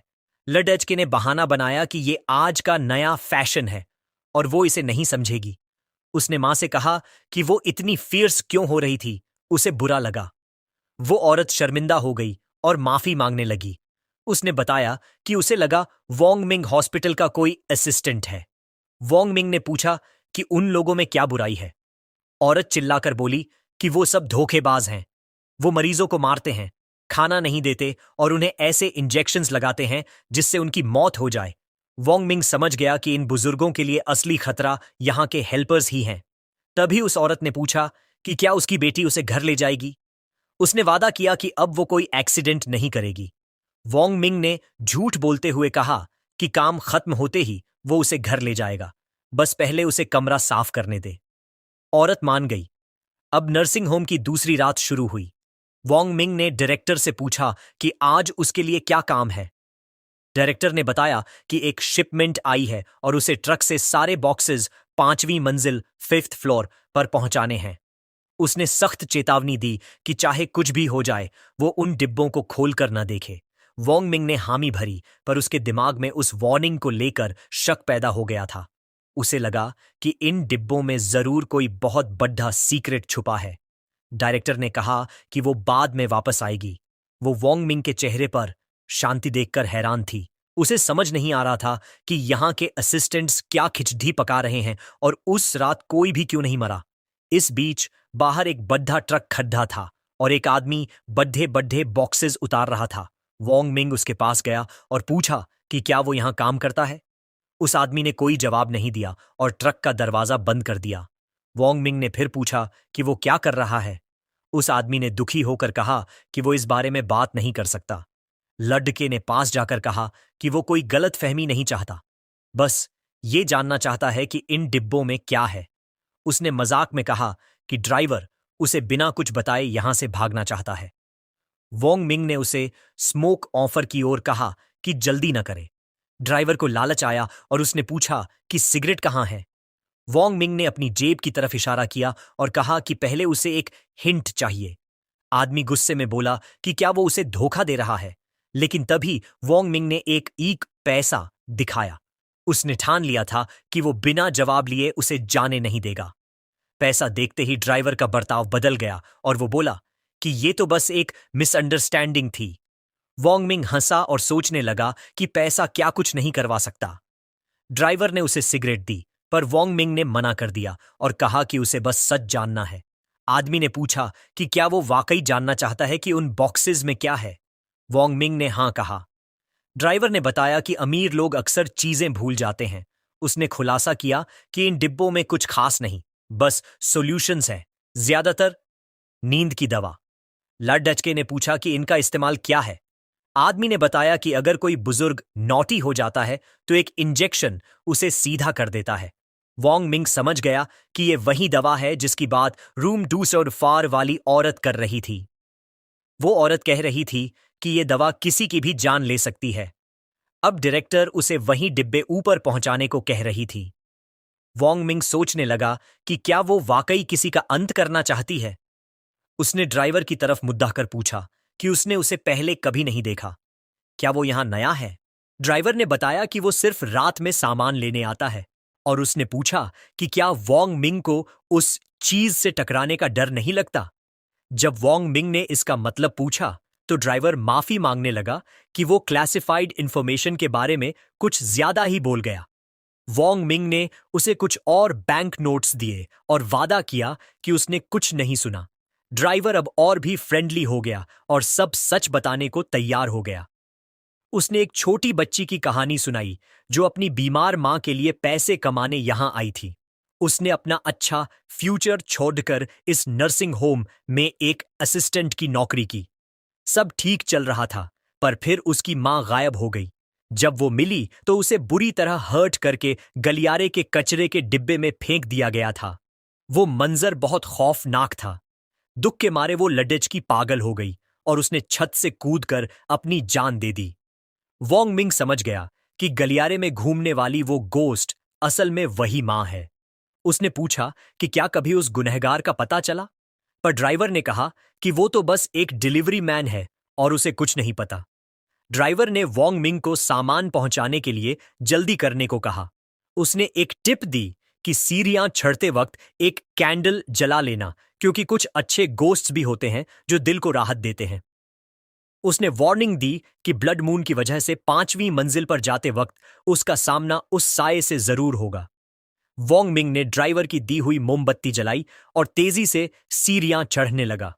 उसे फिर से उस गोस्ट की आवाज सुनाई दी जो उसके पीछे घिसट रही थी और उसे रुकने के लिए कह रही थी। वोंग मिंग ने गौर किया कि मोमबत्ती की वजह से वो रूह उसके करीब नहीं आ पा रही थी।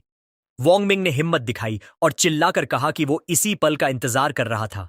उसने उस फोर्स को पीछे हटने का हुक्म दिया। वो गोस्ट वुमन धीरे धीरे पीछे हटने लगी।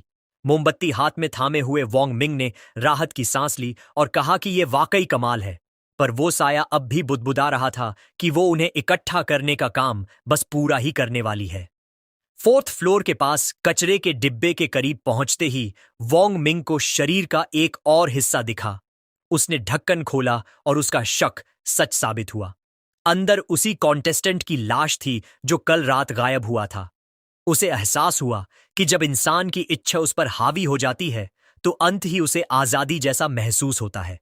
वो 5th फ्लोर के अकेले कमरे रूम 501 के सामने खड़ा ढहा था, जिस पर कोई जानकारी नहीं थी। वोंग मिंग को लगा कि डायरेक्टर के सारे सीक्रेट्स इसी कमरे में हैं। जैसे ही उसने हैंडल पकड़ा, अचानक डायरेक्टर वहां प्रकट हो गई और पूछा कि वो क्या कर रहा है। लडचके ने बड्ढे कैजुअल अंदाज में कहा कि वो बस डिब्बे लेकर आया है। डायरेक्टर ने उसे पैसे दिए और कहा कि इन्हें यहीं हॉल में छोड़ दे। पर तभी उसकी स्माइल डरावनी हो गई। उसने चेतावनी दी कि अगर उसने 5th फ्लोर पर कदम रखा तो वो यहां से कभी जिंदा बाहर नहीं जा पाएगा। वोंग मिंग को यह नाइंसाफी लगी कि काम खत्म होने के बाद वो उसे खत्म करना चाहती है। देखते ही देखते डायरेक्टर एक मॉन्स्टर में बदल गई और उस पर हमला कर दिया। उसकी एक एक ब्लो में 20 साल की ताकत थी। वोंग मिंग समझ गया कि उसका स्पिरिट आइटम उसे हराने के लिए काफी नहीं है। वो अपनी जान बचाकर गलियारे में भागा। वो पर्दे ढूंढ रहा था ताकि चांद की रोशनी रुक सके और उसका ट्रांसफॉर्मेशन थम जाए। पर्दे न मिलने पर उसके चेहरे से पसीना बहने लगा। तभी वो गोस्ट गर्ल पीछे से आई और उसका मजाक उड़ाने लगी। मॉन्स्टर ने हमला करने के लिए हाथ उठाया। तभी वोंग मिंग ने एक डेस्परेट चाल चली। उसने चिल्लाकर उसे डिस्ट्रैक्ट किया और एक भारी पंच जड्ढा। उसे पता था कि उसके स्पिरिट कार्ड का समय खत्म हो रहा है। उसने मॉन्स्टर को दीवार की तरफ फेंका, पर वो चिल्लाती हुई वापस आई कि यहां से बचने का कोई रास्ता नहीं है। वोंग मिंग ने रूम 501 के दरवाजे की तरफ देखा और उसे अपनी आखिरी चांस माना। उसने एक जोरदार लात मारी और दरवाजा तोड़ दिया। मॉन्स्टर बनी डायरेक्टर डर के मारे चीखी और उसे अंदर न जाने की चेतावनी दी, पर वांग मिंग ने दरवाजा अंदर से बंद कर लिया। ठीक उसी पल उसके स्पिरिट कार्ड का असर खत्म हो गया। हांफते हुए उसने सामने देखा तो उसे अतीत का एक मंजर दिखाई दिया। उसने देखा कि डायरेक्टर, जब वो एक मामूली असिस्टेंट थी, कोने में बैठकर अपनी बेहोश मां के लिए रो रही थी। वो अपनी मां से माफी मांग रही थी कि अब वो और बर्दाश्त नहीं कर सकती। मंजर बदला और उसने देखा कि वो लाडी डीएच की एक आदमी से पैसों की भीख मांग रही थी, पर उस आदमी ने उसे धकेल दिया। उसने बुरे लोगों से भी उधार लिया, पर कुछ काम नहीं आया। वो अपनी मां के सामने रोई कि उनकी बीमारी एक गहरा गड्ढा है जो कभी नहीं भरेगा। आखिरकार उस लडीएचकी ने तकिया उठाया और माफी मांगते हुए अपनी ही मां का गला घोंट दिया। वांग मिंग समझ गया कि डायरेक्टर ही वो लाडचकी है जिसकी कहानी ड्राइवर ने सुनाई थी। उसने सारी कड्डियां जोड़ डी लीं, सीढ़ियां, कचरे का डिब्बा और गलियारे में घूमने वाली वो गोस्ट वुमन असल में उसकी मां थी। वांग मिंग को यकीन नहीं हो रहा था कि कोई अपनी मां के साथ ऐसा कैसे कर सकता है, पर वर्ल्ड ऑफ डिजायर्स में ये सब नॉर्मल था। इस बीच नीचे लॉबी में सब शांत था। ओल्ड लू ने कहा कि टेस्ट जल्द ही खत्म होने वाला है। एक लड्डी हैचके ने पूछा कि क्या भगवान उनकी विशेस पूरी करेंगे। लुई ने हां कहा, पर चेतावनी दी कि हर चीज की एक कीमत चुकानी पड़ जाती है। जैसे ही ब्लड मून की रोशनी कम हुई, डायरेक्टर उनके पास आई। वो काफी अजीब लग रही थी। उसने ऐलान किया कि कल सुबह कुछ खास गेस्ट्स आने वाले हैं, इसलिए उन्हें सभी बुजुर्गों को नींद का इंजेक्शन लगाना होगा ताकि वे शांत रहें। उसने सबको उनके कमरों की जिम्मेदारी सौंप दी और चेतावनी दी कि अगर काम में कोई कमी रही तो ये उनकी बहुत बड़ी गलती होगी। ओल्ड लू वांग मिंग के पास आया और कहा कि उसे एक जरूरी बात करनी है। लड्डीचके ने पूछा कि क्या बात है। बूढ़े ने बताया कि पिछले टेस्ट्स में आमतौर पर 50 लोग होते थे, पर इस बार हालात कुछ अलग हैं। बूढ़े लुई ने वांग मिंग से पूछा कि उसे क्या लगता है, आखिर में कितने लोग बचेंगे। लड्डेचके ने थोड़ा सोचा, तभी लुई ने 3 उंगलियां दिखाईं, यानी सिर्फ 3।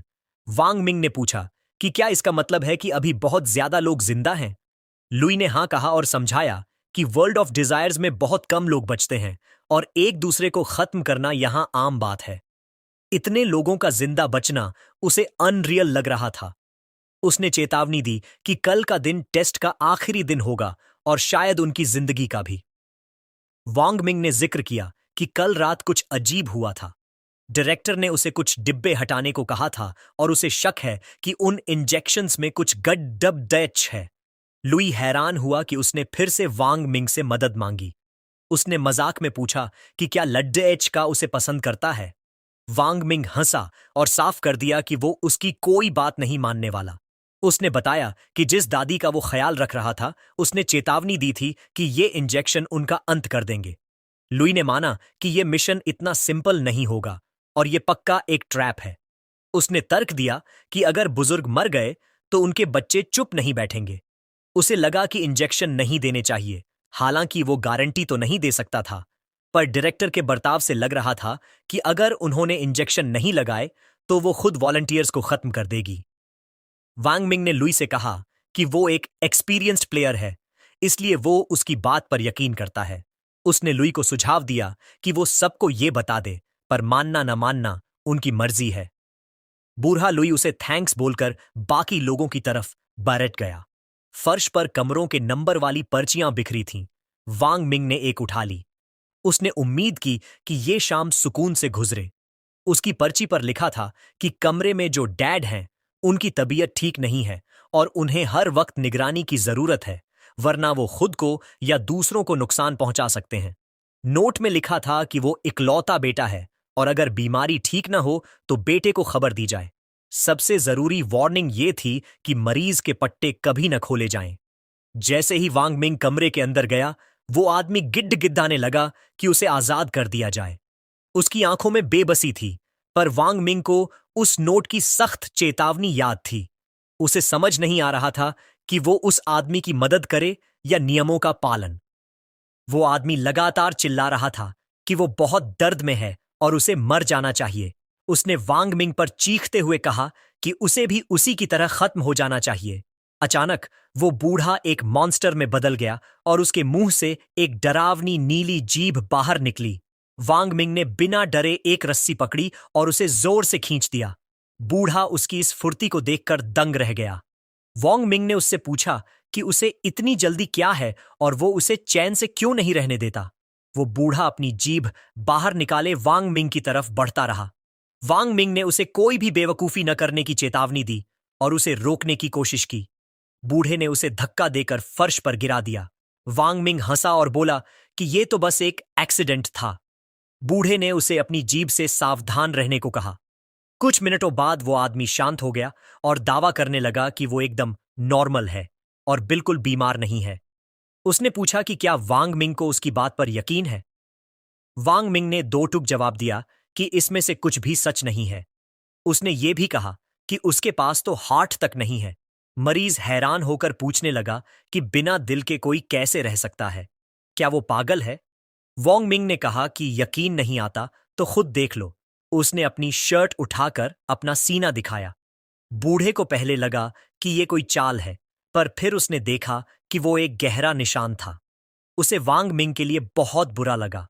उसे एहसास हुआ कि ये लड़का अभी इतना छोटा है और उसने अपनी जिंदगी में बहुत कुछ झेला है। वांग मिंग ने सोचा कि अब जब ये आदमी शांत है तो इससे कुछ इंफॉर्मेशन निकाली जाए। उसने कहा कि अब जबकि उसने उसके जख्म देख लिए हैं तो वो दोनों दोस्त हैं। लड़के ने पूछा कि वो किसके बारे में बात कर रहा था जिसे वो खत्म करना चाहता है। बूढ़े ने अपना सिर पकड़ लिया और किसी को गालियां देने लगा। वो बार बार कह रहा था कि उसे उसे खत्म करना ही होगा। वांग मिंग ने पूछा कि क्या वो अपने बेटे की बात कर रहा है। वो बूढ़ा खुद पर काबू नहीं रख पा रहा था और बस उसे जान से मारने की बात दोहरा रहा था। वांग मिंग उसका गुस्सा समझने की कोशिश कर रहा था। तभी अचानक वो जोर से चिल्लाया, तुम्हारा बेटा बहुत पहले ही जा चुका है। ये सुनते ही उस एनिमी ने अपने नुकीले पंजे निकाले और वांग मिंग की तरफ बढ़ने लगा। मेन कैरेक्टर को एहसास हुआ कि सारा मसला उस सन के इर्द गिर्द घूम रहा है।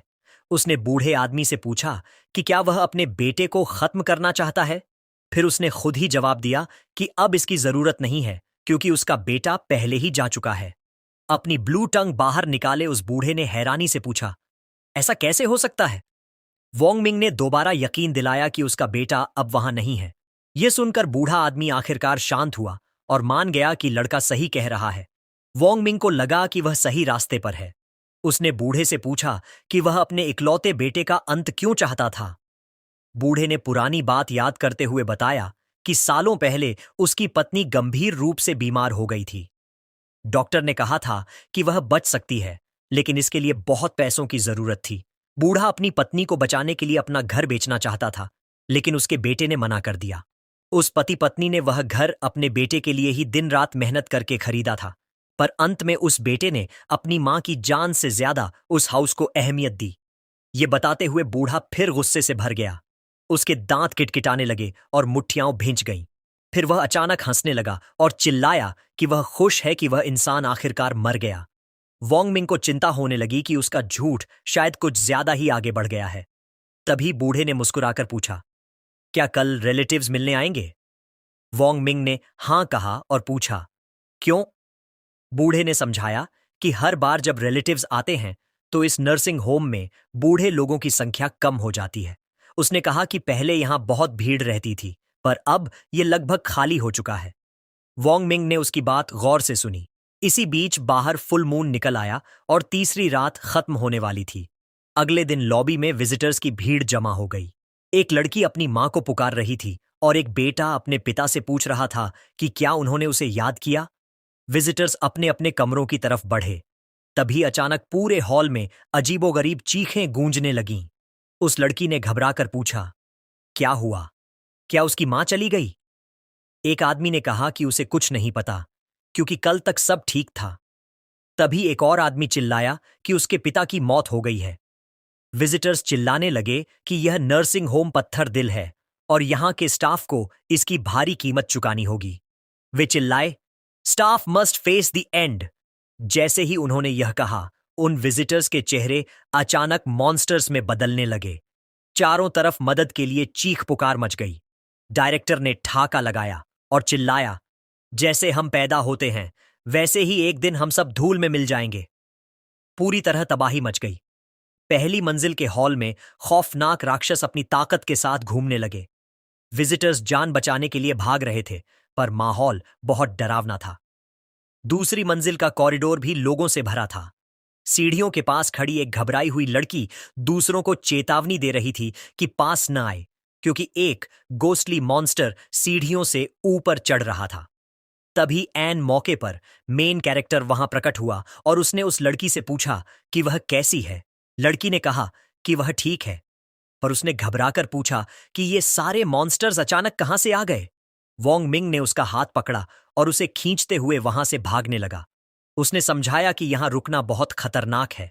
उसे अब एहसास हुआ कि इंजेक्शन दिया जाए या नहीं, इससे कोई फर्क नहीं पड़ता। सबका अंत पहले से ही तय था। उसे समझ आया कि कोई न कोई सोल्यूशन तो जरूर होगा। कई राक्षस उनका पीछा कर रहे थे। उस घबराई हुई लड़की ने वोंग मिंग से कहा कि वह खुद को बचा ले, क्योंकि उसकी शक्तियां कम हो रही हैं और वह सबको नहीं बचा पाएगी। पर वोंग मिंग ने उसे छोड़ने से साफ मना कर दिया और भूतों से लड़ता रहा। उसने अपनी पूरी ताकत से एक राक्षस को पंच मारा। उसे महसूस हुआ कि उसके स्पिरिट आइटम की शक्ति तो बढ़ गई है, पर कुछ गड़बड़ थी। बुरी आत्मा उसे अंदर से निगल रही थी। उसका शरीर एक तेज आग की तरह चमकने लगा। उसे पता था कि अगर उसने अभी इस पावर को छोड़ा तो राक्षस उसे मार डालेंगे। वह सही मौके का इंतजार करने लगा और यह देखने का फैसला किया कि क्या वह इस शक्ति को खुद को निगलने से पहले कंट्रोल कर सकता है। जैसे ही एक मॉन्स्टर पास आया, उसने हाथ बढ़ाकर राजा का आदेश दिया। तभी उसे बूढ़े लू की इंजेक्शन वाली बात याद आई। उसे सच का एहसास हुआ। डायरेक्टर ने इंजेक्शन नहीं खरीदे थे। सच तो यह था कि वे इंजेक्शन उन चिल्ड्रन ने खरीदे थे जो विजिटर्स बनकर आए थे। वे चाहते थे कि उनके बूढ़े माँ बाप का अंत जल्दी हो जाए। लड़की खुद को कसूरवार मानकर माफी मांगने लगी, पर वॉन्ग मिंग ने उसे शांत किया और कहा कि यह उसकी गलती नहीं है। तभी वॉन्ग मिंग को एक पागलपन भरा आइडिया आया। उसने लड़की का हाथ पकड़ा और उसे राक्षसों से दूर ले गया। उसके गोल्डन स्पिरिट टिकट का काउंटडाउन शुरू हो चुका था। उसने रूम नंबर 203 का दरवाजा लात मारकर तोड़ा और टिकट एक्सपायर होने से ठीक पहले वे अंदर घुस गए। उसे उम्मीद थी कि यहां वह अपने आइटम के साइड इफेक्ट्स को हटा पाएगा। उसने पूछा कि रूम 203 के किराएदार के बच्चे कौन हैं। उसने विजिटर को खुद देखने के लिए कहा। उसने समझाया कि उसका पिता हमेशा रॉ मीट बचाकर रखता था क्योंकि उसे यह पसंद था, पर उस बेटे में कभी अपने पिता से मिलने आने की हिम्मत नहीं हुई।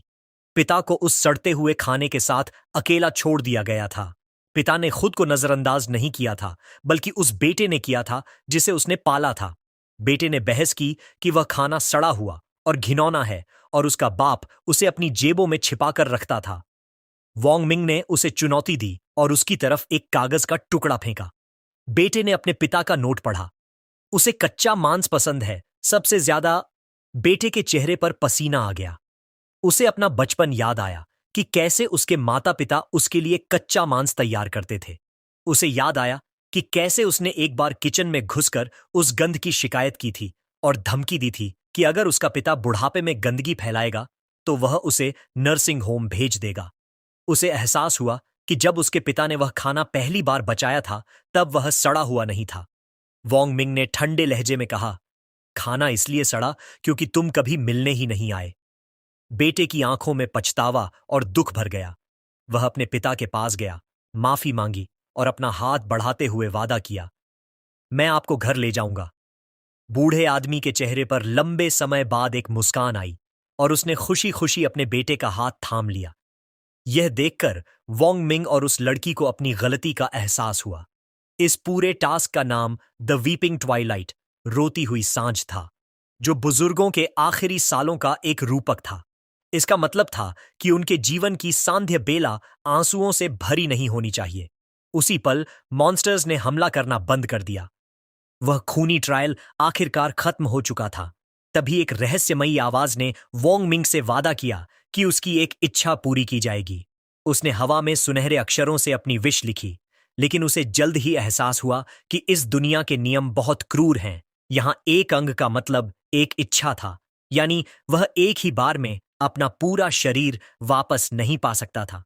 खुद को ठगा हुआ महसूस करते हुए उसने अपनी विश बदलकर बस इतना लिखा, मैं जीना चाहता हूं। सुनहरे अक्षर तेज रोशनी के साथ चमक उठे। वॉन्ग मिंग की आंखें एक बड़े ऑपरेटिंग रूम में खुलीं। उसने अपना फोन चेक किया तो उसे छेद हुए दिल वाली इमेज दिखी। उसने अपनी शर्ट फाड़कर देखी, वहां निशान तो थे, पर वह सोचने लगा कि क्या बिना आंतरिक अंगों के उसे इंसान माना जा सकता है। वह खुद को जिंदा तो महसूस कर रहा था, पर पूरी तरह जीवित नहीं। वह देवताओं के इस अजीब तर्क और इच्छाओं की दुनिया के बारे में सोचने लगा। वह कपड़े पहनकर स्कैन के लिए अस्पताल की ओर चल पड़ा। जैसे ही वह ऊंचे गेट की तरफ बढ़ा, छत पर बैठी एक टोपी वाली लड़की उसे देखकर मुस्कुरा रही थी।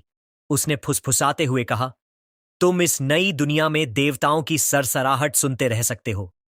इसी बीच उस नर्सिंग होम में वह डायरेक्टर, जो अब वापस एक छोटी लड़की बन चुकी थी, फूट फूट कर रो रही थी क्योंकि उसकी मां की आत्मा उसके पास आ रही थी। उसने माफी मांगी कि वह एक बेवकूफ बच्ची थी। मां मुस्कुराई और कहा कि उसने कभी उसे दोष नहीं दिया, बल्कि वह खुद एक बोझ थी। जैसे ही मां ने हाथ बढ़ाया, उसकी आंखों की चमक गायब हो गई। अचानक लाल बिजली कड़की और तेज धारदार हथियारों ने मां की रूह के टुकड़े टुकड़े कर दिए। एक खौफनाक मॉन्स्टर की आवाज गूंजी, ये बेकार थी। लड़की चिल्लाई कि उसने उस मॉन्स्टर के लिए कितने ही लोगों को खत्म किया है, फिर वह उसे और उसकी मां को अकेला क्यों नहीं छोड़ देता। मॉन्स्टर की आंखों में एक डरावनी चमक आई। उसने कहा, तुम्हारी बातें बकवास हैं। तुम्हारी पहली इच्छा सुंदर दिखना थी और दूसरी अपनी मां को वापस पाना। भगवान ने दोनों पूरी की। मॉन्स्टर मां के टुकड़ों के पास गया और मजाक उड़ाते हुए बोला, अगर वह टुकड़ों में है तो इसमें मेरी गलती नहीं है। तुमने यह कभी नहीं बताया था कि उसे किस हालत में वापस लाना है। लड़की जमीन पर गिरकर रोने लगी। मॉन्स्टर ने अपने डरावने पंजे से उसका चेहरा पकड़ा और चेतावनी दी, अगर अगली बार कोई भी यहां से जिंदा बचकर निकला तो तुम इस दुनिया में अपनी जगह खो दोगी। वापस असली दुनिया में लिन हाई सिटी पीपल्स हॉस्पिटल में एक औरत परेशान होकर पूछ रही थी कि चांगू कहां गया। वोंग मिंग ने सुना कि चांगू ने बूढ़े लू का इलाज खुद ढूंढने की बात कही थी। एक लड़की ने चांगू को बेवकूफ कहा क्योंकि डॉक्टर ने पहले ही कह दिया था कि बूढ़े लू के बचने की कोई उम्मीद नहीं है। एक अन्य आदमी ने कहा कि जब चांगू वापस आएगा तो उसे पैसों के बारे में बात करनी होगी क्योंकि वे कंस्ट्रक्शन साइट से मिले 10 लाख रुपए अस्पताल पर नहीं फूंक सकते। यह सुनकर वोंग मिंग को एहसास हुआ कि यह लू चांगू का परिवार है और वे अभी तक नहीं जानते कि वह अब कभी वापस नहीं आएगा। अचानक एक डॉक्टर ने दरवाजा खोला और वोंग मिंग को अंदर बुलाया। स्कैन रूम के अंदर डॉक्टर के माथे पर पसीना था और उसने माफी मांगते हुए कहा, लगता है हमारी मशीन खराब हो गई है। क्या तुम कल वापस आ सकते हो? वोंग मिंग ने पूछा कि आखिर मशीन में दिक्कत क्या है। डॉक्टर ने घबराते हुए जवाब दिया, मुझे नहीं पता, पर मैं तुम्हारे शरीर के किसी भी ऑर्गन्स की तस्वीर नहीं ले पा रहा हूं। यह पक्का मशीन की खराबी है क्योंकि किसी भी जीवित इंसान का बिना अंगों के होना नामुमकिन है। वोंग मिंग को अब यकीन हो गया कि उसके अंग वाकई गायब हो चुके हैं। यह बुरी खबर थी, पर अच्छी बात यह थी कि वह अब भी जिंदा था। उसने डॉक्टर की बात में हां मिलाई कि मशीन पक्का खराब होगी और वहां से निकल गया। लिन हाई सिटी की सड़कों पर चलते हुए उसने धूप से भरे आसमान की ओर देखा। वह सोच रहा था कि यह कितनी अजीब बात है कि बिना अंगों के भी वह खा पी सकता है और सामान्य रूप से काम कर सकता है। उसने एक बिलबोर्ड की ओर देखा और तय किया कि वह बाद में यह पता लगाएगा कि उसके शरीर का सिस्टम ठीक से काम कर रहा है या नहीं। भीड़ के बीच चश्मा और मास्क पहने एक लड़की रुकी और लोगों को गौर से देखने लगी। यह वही मॉन्स्टर गर्ल थी और जिसे वह ढूंढ रही थी। उसे देखते ही उसके चेहरे पर एक शातिर चमक आ गई। इसी बीच वोंग मिंग अपना फोन चेक करते हुए चल रहा था। उसे यह बात बहुत अजीब लगी कि लू चांगू के मुताबिक सभी पार्टिसिपेंट्स इसी शहर से थे, लेकिन इतने सारे लोगों के गायब होने के बावजूद कोई मिसिंग पर्सन रिपोर्ट क्यों नहीं दर्ज हुई। तभी उसके फोन की घंटी बजी और उसका बॉस कान के पास चिल्लाने लगा, कितना टाइम हो रहा है, अब तक काम पर क्यों नहीं पहुंचे? क्या किसी दादी मां को सड़क पार करा रहे थे या इस महीने की सैलरी नहीं चाहिए? वोंग मिंग ने बॉस को शांत करते हुए झूठ बोला कि उसका एक छोटा सा ऑपरेशन हुआ था और वह बस पहुंचने ही वाला है। उसने एक लंबी आह भरी। काम पर जाने का ख्याल ही थका देने वाला था। तभी शहर की एक गली में कुछ लड़के ग्वाओ नाम की एक लड़की को परेशान कर रहे थे। वे उसे स्ट्रीट किड कह रहे थे और एक आवारा बिल्ली की रक्षा करने के लिए उसका मजाक उड़ा रहे थे। लड़की रोते हुए पूछ रही थी कि वे एक मासूम बिल्ली को जलाने की धमकी कैसे दे सकते हैं। उन गुंडों ने हंसते हुए बिल्ली को उनके हवाले करने को कहा। जब लड़की ने उन्हें पैसे देने की पेशकश की तो उन्हें एहसास हुआ कि उन्हें पैसे नहीं चाहिए। वे अपने गंदे हाथ उसकी ओर बढ़ाने लगे और ग्वाओ दहशत से कांप उठी। तभी मदद के लिए एक आवाज आई। लिन यूशु नाम का एक ब्लॉन्ड सुनहरे बालों वाला लड़का उसे बचाने के लिए पूरी रफ्तार से दौड़ा। गुंडों ने पूछा, कौन है वहां? यूशु हीरो की तरह एंट्री मारना चाहता था, पर वह फिसल गया और सीधा उन बदमाशों के पैरों के पास मुंह के बल गिरा। उनमें से एक ने उसे पहचान लिया। अरे, ये तो वो छोटा बच्चा लिन यूशु है। उसने उस पर पैर रखते हुए पूछा, क्या तू हीरो बनना चाहता है? लिन यूशु ने हंसते हुए कहा, हां, एक लड़की को तंग करना मजेदार नहीं है। उसकी जगह मुझे मारो, मैं बहुत मजबूत हूं। गुंडों ने उसकी इच्छा पूरी कर दी और उसे चारों तरफ से लातों से पीटना शुरू कर दिया। लिन यूशु ने दर्द में भी कहा, अगर तुम मुझे मार रहे हो तो उस लड़की को छोड़ना पड़ेगा, बस मेरे चेहरे पर मत मारना।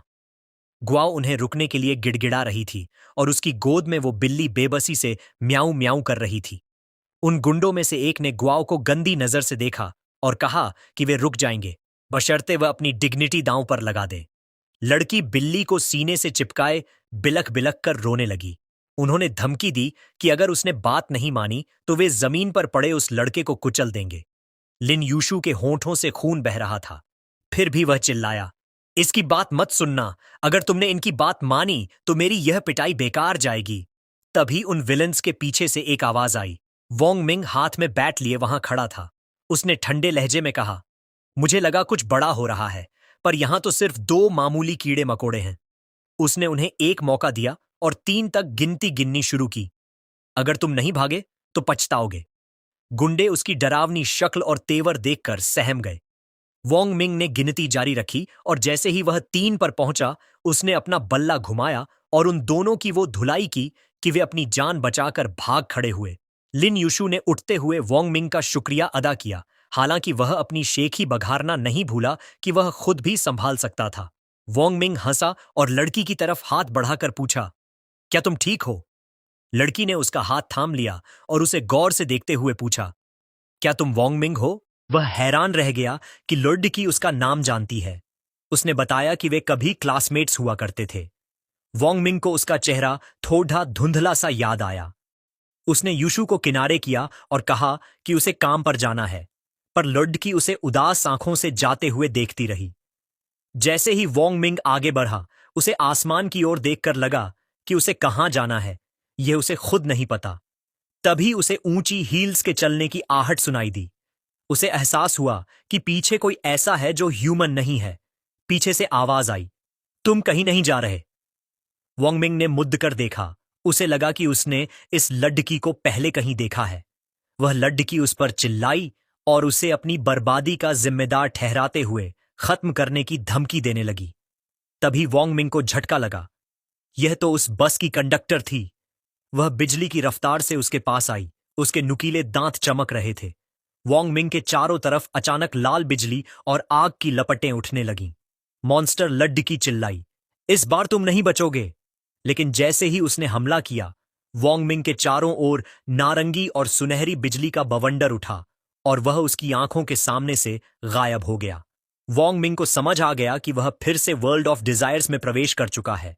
जब उसकी आंखें खुलीं तो उसने खुद को एक विशाल डाइनिंग टेबल पर बैठा पाया जो तरह तरह के खानों से भरी हुई थी।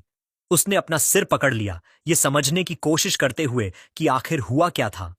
वह हैरान था कि बस कंडक्टर जो वर्ल्ड ऑफ डिजायर्स का हिस्सा थी, वह असली दुनिया में कैसे आ सकती थी। उसे एहसास हुआ कि यह गेम लोगों को जबरन अपनी ओर खींचता है। तभी उसने देखा कि पीले रंग के सूट में एक आदमी चिल्ला रहा था कि वह यहां कैसे पहुंचा। टेबल पर बैठे बाकी लोग भी घबराए हुए थे। तभी एक लड़की ने सबको शांत रहने को कहा और अपनी प्लेट उठाने का इशारा किया।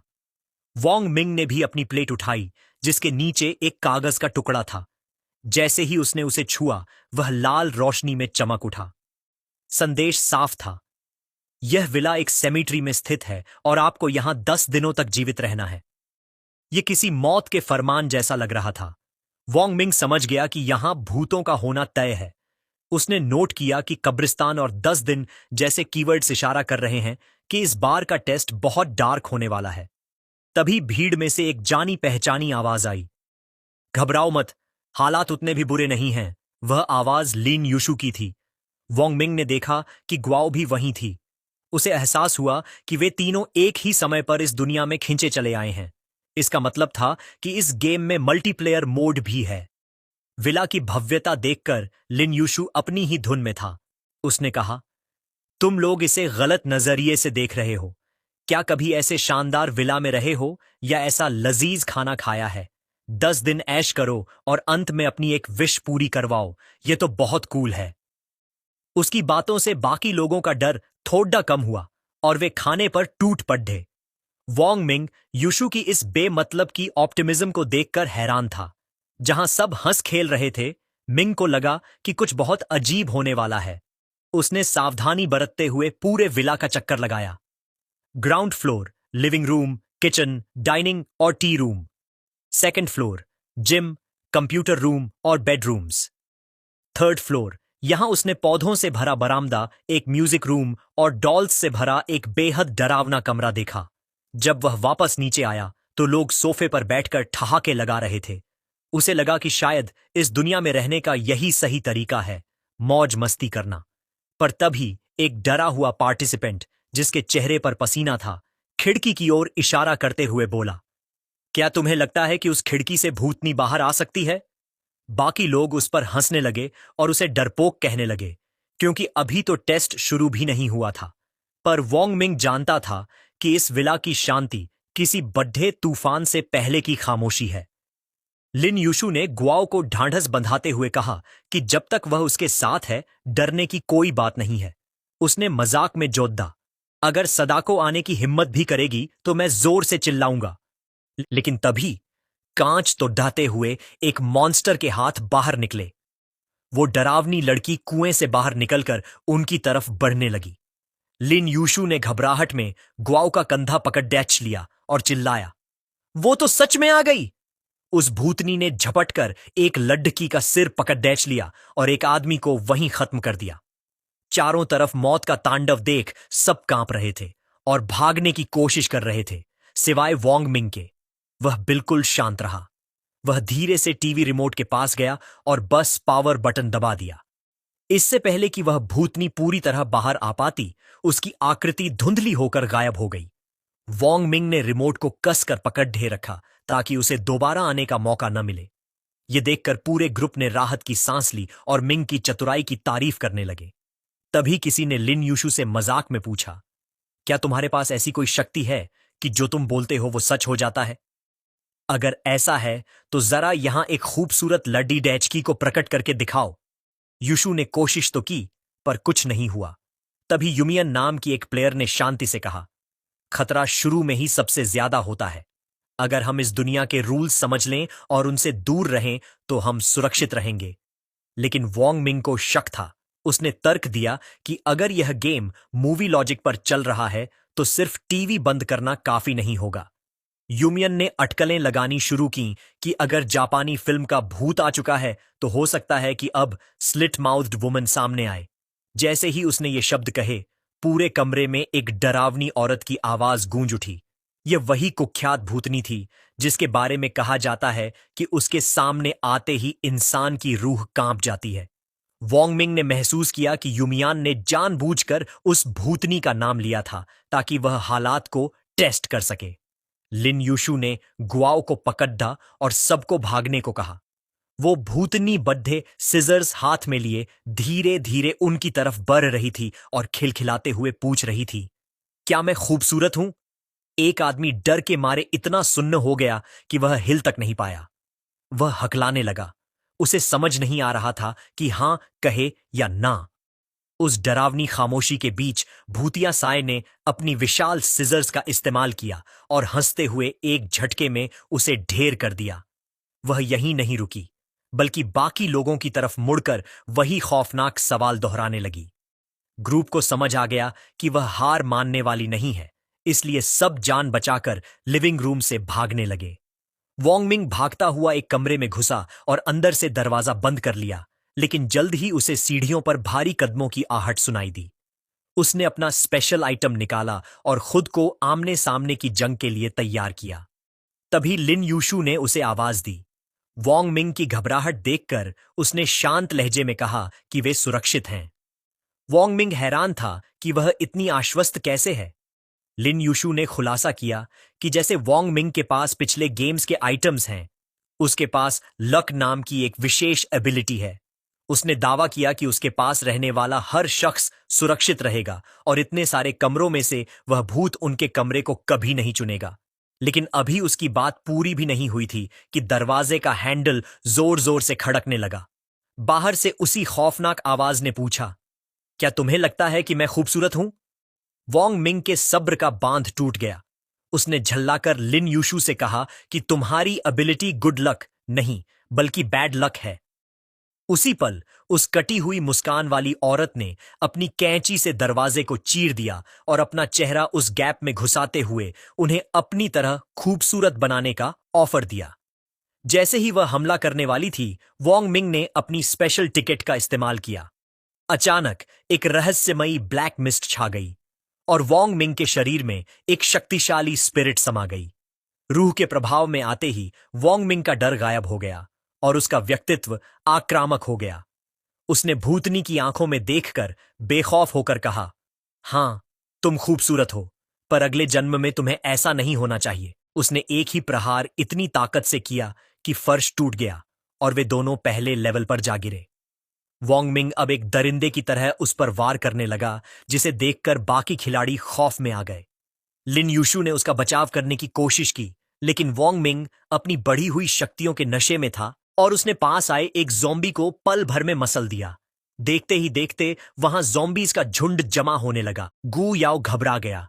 तभी लिन यूशु ने अपनी शक्ति का इस्तेमाल करते हुए एक भारी टुकड़ा ज़ॉम्बी की तरफ फेंका, पर उसका कोई असर नहीं हुआ। उलटा सारे ज़ॉम्बीज अब लिन यूशु की तरफ मुड़ गए। अपनी गलती का एहसास होते ही वह भागने लगी, लेकिन ज़ॉम्बीज ने उसे घेर लिया। वोंग मिंग ने उसी भूतिया कैंची और अपनी रूहानी ताकतों के साथ छलांग लगाई और लिन यूशु को बचा लिया। अब उसका निशाना वो सारे मॉन्स्टर्स थे, रफ्तार और ताकत के एक ऐसे मंजर में जो आंखों के लिए धुंधला सा था। वोंग मिंग कमरे के आर पार बिजली की तरह घूमा। महज कुछ ही सेकंड्स के भीतर वहां एक भी राक्षस जिंदा नहीं बचा था। सब कुछ शांत होने के बाद ही वोंग मिंग रुका।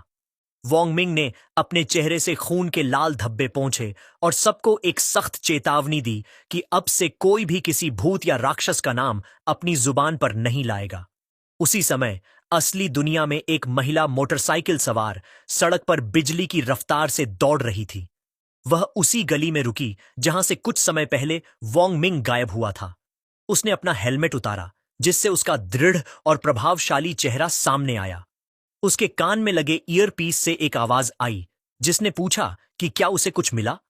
उसने रिपोर्ट दी कि उस व्यक्ति को पहले ही दूसरी दुनिया में खींच लिया गया है और वहां छोड़ी गई ऊर्जा को देखकर लगता है कि उसे जबरदस्ती ले जाया गया है। उसने यह भी बताया कि इस इलाके में एक राक्षस दिखाई दिया है। दूसरी तरफ मौजूद शख्स यह सुनकर दंग रह गया और उसने तुरंत बैकअप भेजने की बात कही। साथ ही उसे बेहद सावधान रहने की चेतावनी दी। शाओवान ने संदेश की पुष्टि की और जमीन पर पड़े खून के धब्बों को गंभीरता से देखने लगी। बाहर से वह एक साधारण और मासूम लड़की दिखती थी, लेकिन उसके भीतर गहरे और काले इरादे छिपे थे। इधर सर्वाइवल गेम, जिसे 10 दिनों तक चलना था, अभी 2.5 घंटे के निशान तक भी नहीं पहुंचा था। इतने कम समय में ही कई लोग राक्षसों का शिकार हो चुके थे और बचे हुए खिलाड़ी इस बात को लेकर बेहद चिंतित थे कि वे पूरा हफ्ता कैसे गुजारेंगे। इस बीच वोंग मिंग शांति से कुछ खाना पकड़े हुए था। उसने इशारा किया कि दूसरी मंजिल पर अब कोई कमरा खाली नहीं है और दूसरों से पूछा कि क्या वे उसके साथ तीसरी मंजिल पर चलना चाहेंगे। लिन यूशु ने समझदारी दिखाई और उसके करीब रहने का फैसला किया। वोंग मिंग की बहादुरी ने युमियान नाम की एक अनुभवी खिलाड़ी का ध्यान भी अपनी ओर खींचा था। तीसरी मंजिल के एक कमरे में बसने के बाद लिन यूशु ने वोंग मिंग की पीठ की मालिश करते हुए उससे पूछा कि क्या वह शक्ति उसकी स्पेशल एबिलिटी थी, क्योंकि वह बहुत शक्तिशाली थी। वोंग मिंग चुप रहा। वह महसूस कर रहा था कि उस स्पिरिट का प्रभाव उस पर हावी हो रहा है और वह जानता था कि उसे इस शक्ति का इस्तेमाल कम से कम करना चाहिए। उसने गुयाओ और लिन यूशु से पूछा कि उन जैसे 2 छात्र इस खतरनाक खेल में कैसे फंस गए, क्योंकि वे नौसिखिए नहीं लग रहे थे। गुयाओ ने उदासी से बताया कि यह उसका यहां दूसरा मौका है, लेकिन उसके पास अभी तक कोई विशेष वस्तु या शक्ति नहीं है।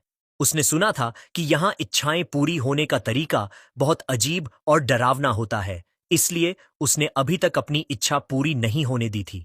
वोंग मिंग ने सोचा और पूछा कि वह पहली बार इस खेल में कैसे आई, क्योंकि आमतौर पर यहां वही लोग आते हैं जो किसी हताशा में हों या जिनकी कोई बहुत तीव्र इच्छा हो। गुयाओ ने ईमानदारी से स्वीकार किया कि उस समय वह किसी के प्रति बहुत नफरत और बदले की भावना से भरी थी और उसने अपनी जान लगभग गंवा ही दी थी। वोंग मिंग ने अंदाजा लगाया कि शायद वह किसी बदमाशी का शिकार हुई थी और उसने सलाह दी कि अगली बार उसे एक सुरक्षित भविष्य और खुद की रक्षा करने की शक्ति की कल्पना करनी चाहिए।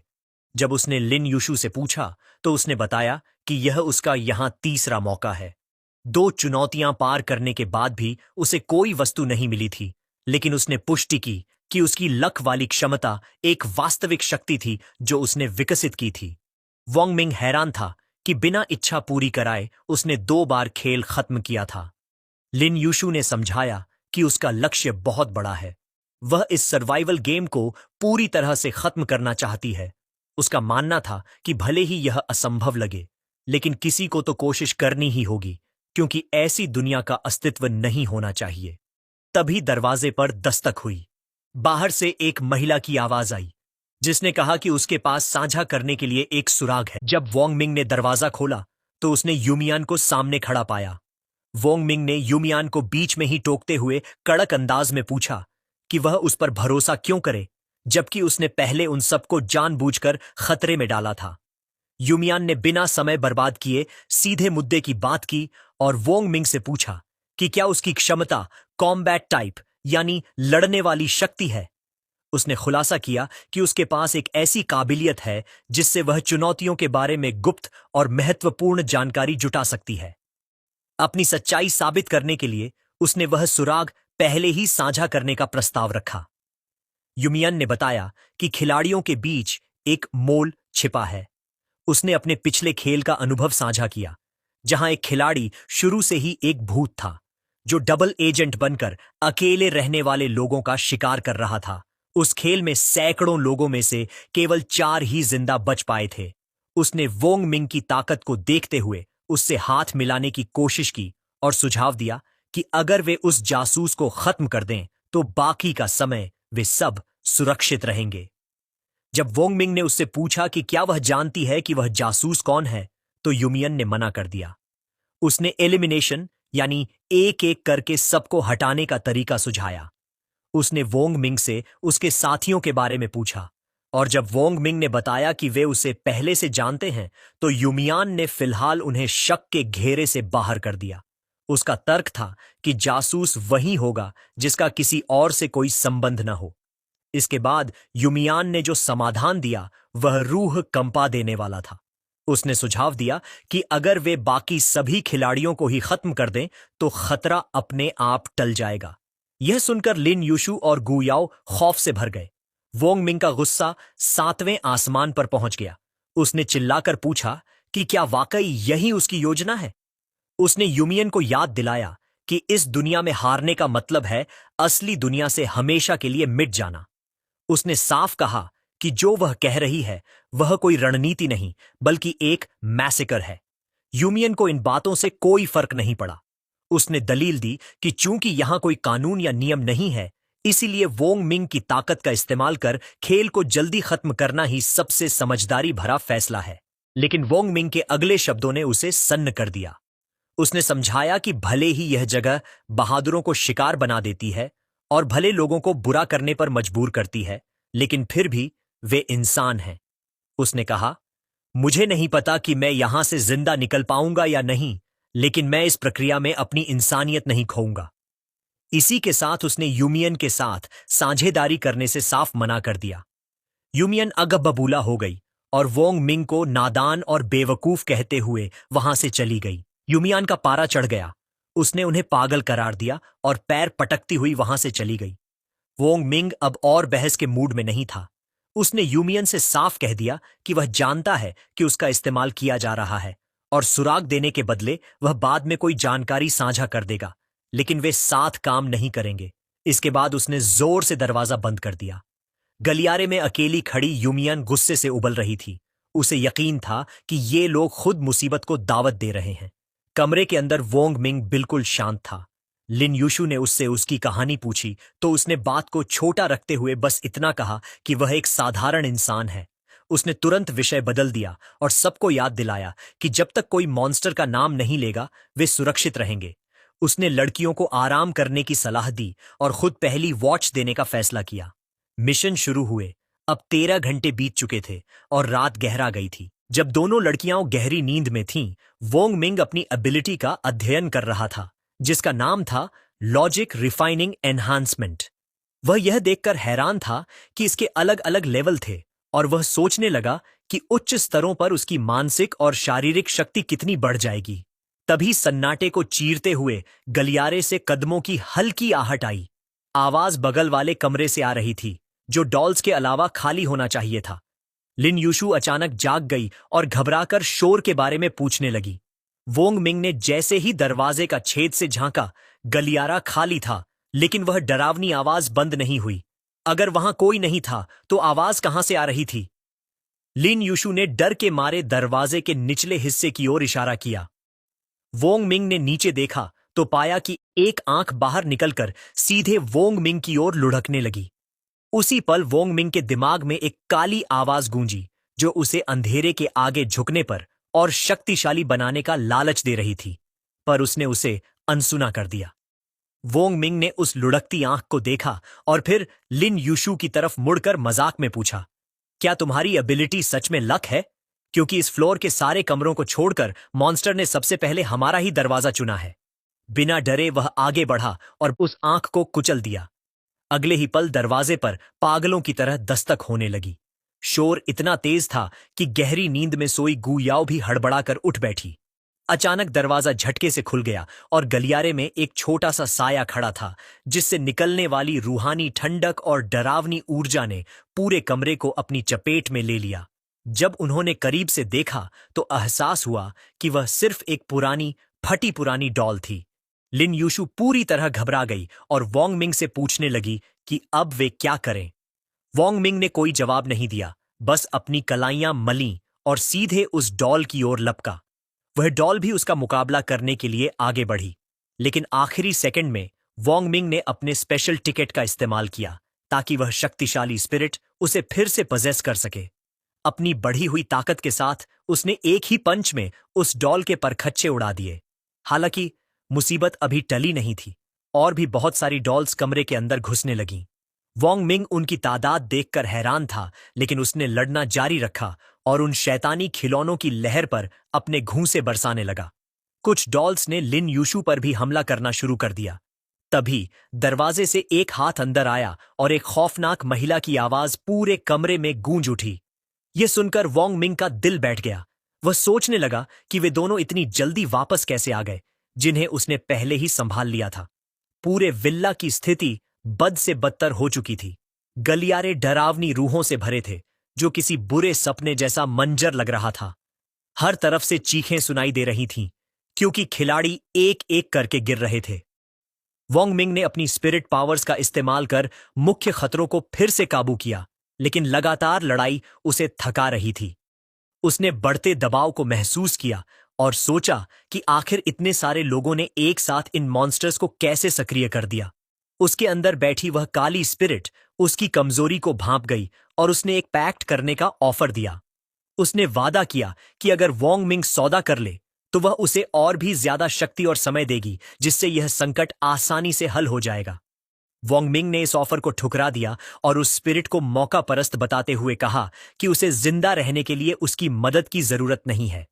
ठीक उसी समय उसकी स्पिरिट पावर की 3 मिनट की लिमिट खत्म हो गई। लिन यूशु ने देखा कि वोंग मिंग की एबिलिटी अब कूल डाउन पर है।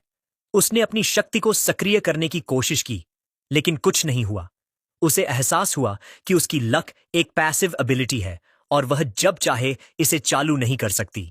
जैसे ही एक मॉन्स्टर उसके करीब आया, उसकी आंखों के सामने उसकी पूरी जिंदगी घूम गई। उसे अपना बचपन और अपने पिता की याद आई, जो एक जुआरी थे और पैसों के लिए उसकी मां को प्रताड़ित करते थे।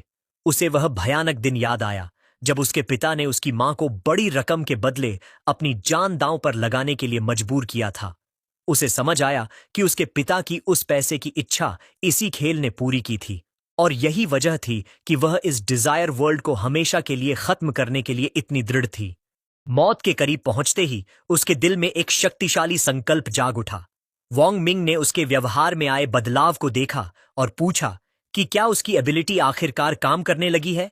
उसकी तीव्र दृढ़ता ने उसकी शक्ति को उत्तेजित कर दिया और उसने पहले जैसी ऊर्जा का अनुभव किया। उसने आखिरकार समझ लिया कि अपनी स्पेशल एबिलिटी का सही उपयोग कैसे करना है। उसे पता चला कि यह उसे वोंग मिंग के स्पिरिट पोजेशन से भी कहीं ज्यादा उच्च स्तर की शक्ति दे सकती है। अपनी नई शक्ति को सक्रिय करने के बाद लिन यूशु ने एक झपटते हुए मॉन्स्टर को एक ही पंच में उड़ता हुआ भेज दिया। हालांकि वे राक्षसों की भीड़ से घिरे हुए थे, लेकिन उसकी कॉम्बैट स्ट्रेंथ इतनी बढ़ चुकी थी कि साधारण मॉन्स्टर्स अब उसका मुकाबला नहीं कर पा रहे थे। शुरुआत में उसे अपनी ताकत पर भरोसा महसूस हुआ, लेकिन पासा बहुत जल्दी पलट गया। जैसे ही लिन यूशु एक और हमलावर पर प्रहार करने के लिए तैयार हुई, दो छोटी आकृतियों ने अचानक उसके पैर पकड़ लिए, जिससे उसका संतुलन बिगड़ गया और वह गिर पड़ी। राक्षसों के झुंड को करीब आते देख वह घबरा गई और मदद के लिए चिल्लाई। वोंग मिंग हस्तक्षेप करने ही वाला था, लेकिन वह यह देखकर हैरान रह गया कि गु याओ उससे पहले एक्शन में कूद गई।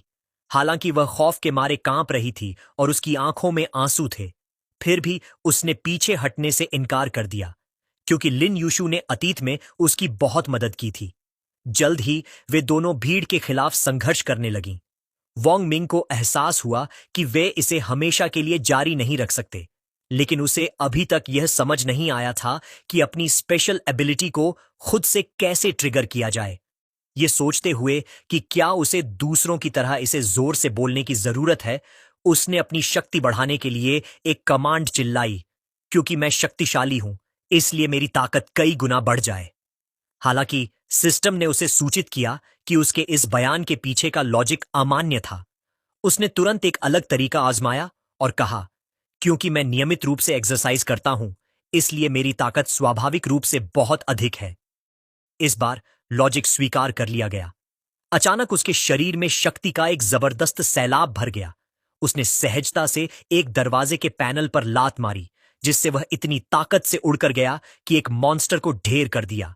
आसपास के जीव उसकी कच्ची ताकत को देखकर सन्न रह गए और उसके टीममेट्स उसे ऐसे देखने लगे जैसे वह कोई हीरो हो। वोंग मिंग आखिरकार समझ गया कि उसकी एबिलिटी कैसे काम करती है। इसे अपनी स्पिरिट पावर के साथ मिलाकर उसकी ताकत और भी भयानक हो गई। उसे लगा कि वह किसी भी चीज को संभाल सकता है और वह एक एक वार में दुश्मनों को खत्म करने लगा।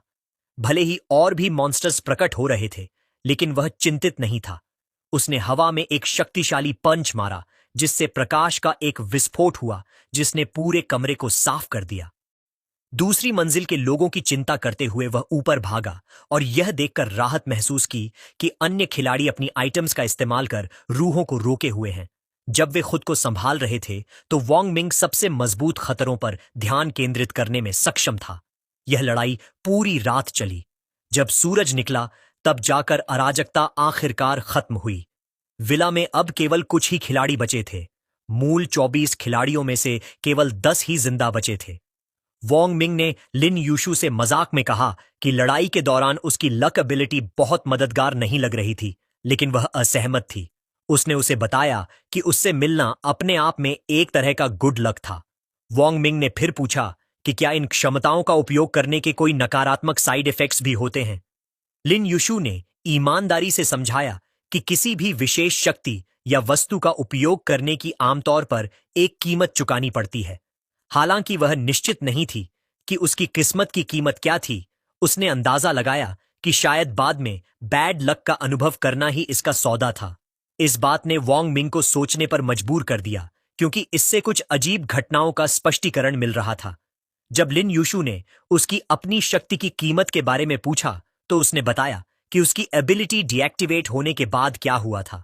उसने समझाया कि एक मॉन्स्टर जो पूरी तरह खत्म नहीं हुआ था, उसने उसके पैर में काट लिया था। वहां मौजूद हर किसी को छोड़कर उसने उसे निशाना बनाया, लेकिन सौभाग्य से उस विशिष्ट राक्षस के दांत नहीं थे, इसलिए उसे चोट नहीं लगी। लिन यूशु समझ गई कि इसका क्या मतलब है। उसने सुझाव दिया कि शायद उसकी किस्मत ने उस दुर्घटना को रद्द कर दिया था जो सजा के तौर पर उसके साथ होने वाली थी। वोंग मिंग सहमत हो गया। उसने गौर किया कि उसकी लॉजिकल एबिलिटीज की कमियां रैंडम दुर्घटनाओं का कारण बनती हैं, जिन्हें उसकी गुड फॉर्च्यून पूरी तरह से रोकने में सक्षम थी। लिन यूशु इस विचार पर मुस्कुरा दी और सुझाव दिया कि अगर उनकी एबिलिटीज इस तरह मिलकर काम करती हैं, तो वे नेचुरल पार्टनर्स हैं। ठीक उसी समय यूमियन उनके दरवाजे पर एक बड़ी चेनसॉ लेकर पहुंच गई। कुछ सोचने के बाद वोंग मिंग को लगा कि उसने उस जासूस को पहचानने का एक तरीका ढूंढ लिया है। यूमियन ने इस बार वोंग मिंग के साथ पूरी तरह पारदर्शी होने का फैसला किया और अपनी कहानी साझा की। उसने बताया कि यह इस दुनिया में उसका तीसरा मौका है। उसकी चेनसॉ एक स्पेशल आइटम है और उसकी एबिलिटी का नाम मैसेंजर है। उसने अपने दुखद अतीत का खुलासा करते हुए बताया कि जब वह पहली बार यहां आई थी तो उसने अपने बच्चे को दोबारा जीवित करने की इच्छा की थी, लेकिन वह कुछ खौफनाक बनकर वापस लौटा। दूसरी बार उसने उसे सामान्य करने की दुआ मांगी। वह सामान्य तो हुआ, पर बहुत बीमार रहने लगा। अब उसका एकमात्र लक्ष्य उसे पूरी तरह स्वस्थ देखना है। वह घुटनों के बल बैठ गई और वोंग मिंग से विनती करने लगी। उसने स्वीकार किया कि वह स्वार्थी है, पर उसने समझाया कि वह यह सब एक मां होने के नाते कर रही है। उसने इशारा किया कि पहले ही बहुत से लोग मारे जा चुके हैं और अगर उन्होंने जल्द ही उस जासूस का खात्मा नहीं किया तो कोई भी जिंदा नहीं बचेगा। उसने गिड़गिड़ाते हुए साथ मिलकर दूसरों को खत्म करने और इस डरावने सपने को अंत करने की भीख मांगी। वोंग मिंग ने उसके मैसेंजर होने के दावे पर ध्यान केंद्रित किया। जब उसने पुष्टि की कि इसी तरह उसे उस जासूस के बारे में पता चला, तो वोंग मिंग ने उसकी आंखों में देखा और पूछा कि वह कैसे यकीन कर ले कि वह जासूस नहीं है। उसने माना कि उसकी कहानी प्रभावशाली है और एक मां अपने बच्चे के लिए कुछ भी कर सकती है, लेकिन वह उसे शक के दायरे से बाहर नहीं रख सकता था। उसने तर्क दिया कि एक जासूस भी बाकी खिलाड़ियों को खत्म करना चाहेगा, ठीक वैसा ही जैसा वह सुझाव दे रही थी। यूमियन हार मानकर खड़ी हो गई और उसे एहसास हुआ कि वह बस उस पर भरोसा नहीं करता। वोंग मिंग ने स्पष्ट किया कि उसका स्टैंड नहीं बदला है। वह दूसरों को चोट पहुंचाकर जीतना नहीं चाहता। उसने उसे याद दिलाया कि अगर वह चाहता तो अपनी ताकत से अब तक सबको खुद ही खत्म कर चुका होता, क्योंकि वहां कोई भी उसका मुकाबला करने के लायक नहीं था। वह खामोशी से वहां से चली गई। लिन यूशु फुसफुसाते हुए पूछने लगी कि क्या वह महिला अब अपने दम पर कुछ करने की कोशिश करेगी। वोंग मिंग ने स्थिति का विश्लेषण करते हुए कहा कि वह अकेले कुछ नहीं करेगी, क्योंकि वह अन्य मजबूत खिलाड़ियों से डरी हुई है। उसे एहसास हुआ कि उसके सहयोग के बिना वह चुप ही रहेगी। फिर वोंग मिंग ने सोचा कि लिन यूशु की लक उनकी मदद कैसे कर सकती है। उसने उसे सुराग ढूंढने के लिए भेजा, यह मानते हुए कि उसका स्पेशल ब्लेसिंग उसे किसी महत्वपूर्ण चीज तक ले जा सकता है। वह इस बारे में गंभीर था, क्योंकि पिछले चैलेंजेस में उसे जिंदा रहने के लिए छोटी छोटी जानकारियों को जोड़ना पड़ा था, पर अब तक उनके पास उस जासूस वाली टिप के अलावा कुछ नहीं था। मिशन में अभी 9 दिन बाकी थे और उन्हें आगे बढ़ने के लिए और सुराग चाहिए थे। लिन यूशु ने जाने से पहले गुयाओ को हिदायत दी कि वह दोबारा उसके सामने खड़े होने जैसी लापरवाही न करे। फिर उसने गुयाओ को एक स्पेशलाइज्ड ब्लेड दी जो उसे मिली थी, ताकि वह अपनी सुरक्षा कर सके। गुयाओ ने ईमानदारी से माफी मांगी। तभी वोंग मिंग ने एक बड़ी चिंता साझा की। उसने गौर किया कि पिछली रात के मॉन्स्टर्स दिन में सामना किए गए राक्षसों से कहीं ज्यादा मजबूत थे। उसने स्लिट माउथ्ड वुमन का उदाहरण देते हुए बताया कि उसकी अपनी शक्ति बढ़ने के बावजूद दूसरी बार उसे संभालना कहीं ज्यादा मुश्किल था। उसने थ्योरी दी कि समय के साथ या हर बार दोबारा प्रकट होने पर ये स्पिरिट्स और शक्तिशाली हो जाते हैं। उसे डर था कि 10 दिन खत्म होने तक शायद वह भी उन्हें न रोक पाए। अंत में उसने राक्षसों के नाम न लेने वाले नियम पर सवाल उठाया। अगर किसी का नाम लेने से गोस्ट सामने आ जाता है तो वोंग मिंग को ताज्जुब हुआ कि उस जासूस ने अब तक किसी महाखतरे को बुलाकर सबको एक साथ खत्म क्यों नहीं किया। इस वजह से उसे लगा कि नाम न लेने वाला वह पुराना नियम अब तर्कसंगत नहीं रहा। उसने लिन यूशु को बताया कि उसके पास बिना किसी को चोट पहुंचाए जासूस को खोजने की एक योजना है, लेकिन उसने पहले ग्वाओ को कुछ देर के लिए बाहर जाने को कहा। लिन यूशु तुरंत ग्वाओ के बचाव में उतरी और समझाया कि वह एक नेक इंसान है जिसने स्कूल और घर पर बहुत बुलिंग झेली है। वोंग मिंग ने स्पष्ट किया कि वह उसे बाहर नहीं निकाल रहा है, बल्कि उसे बाहर भेजना उसकी थ्योरी के परीक्षण का एक हिस्सा है।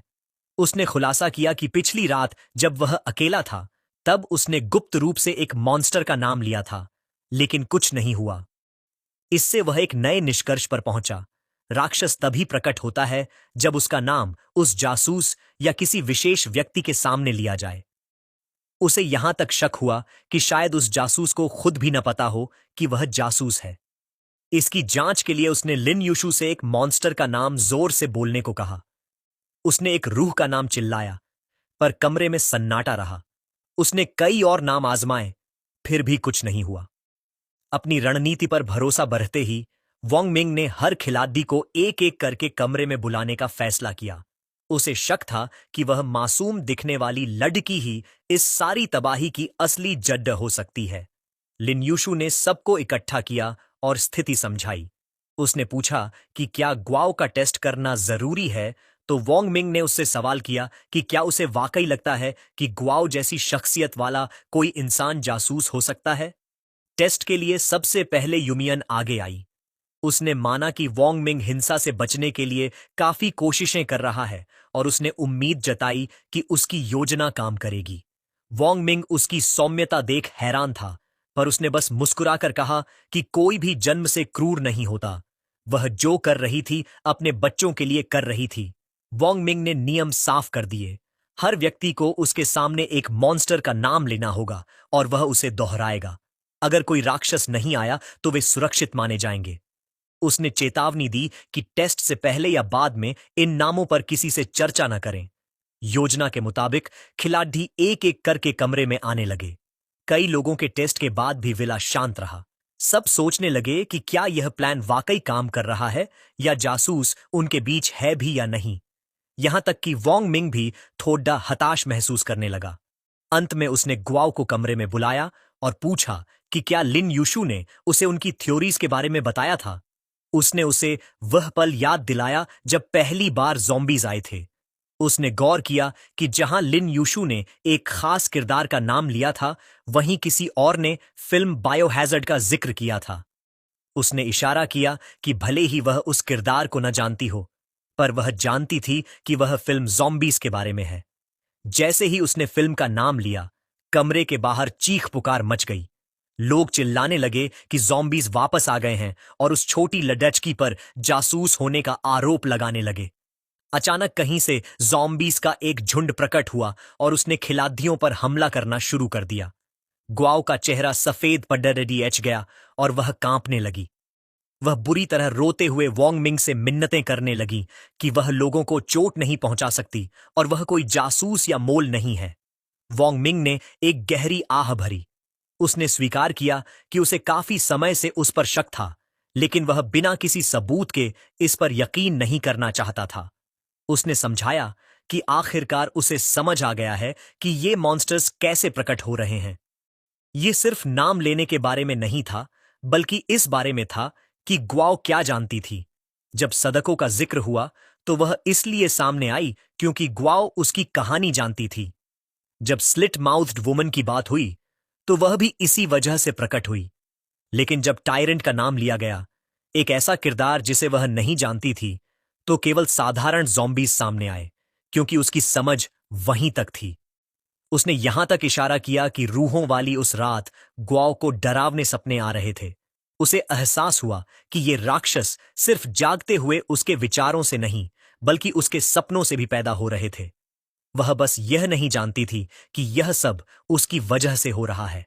सारे सबूतों के सामने ग्वाओ अब इनकार नहीं कर सकी। वह फूट फूट कर रोने लगी और अब तक जो कुछ भी हुआ था उसके लिए खुद को दोषी मानने लगी।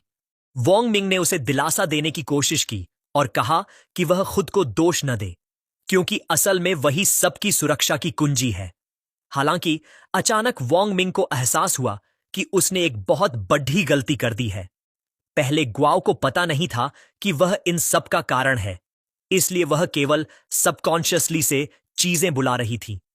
लेकिन अब जब उसे सच्चाई पता चल गई थी, तो वह अपने दिमाग को खौफनाक ख्यालों की ओर बढ़ने से नहीं रोक पा रही थी।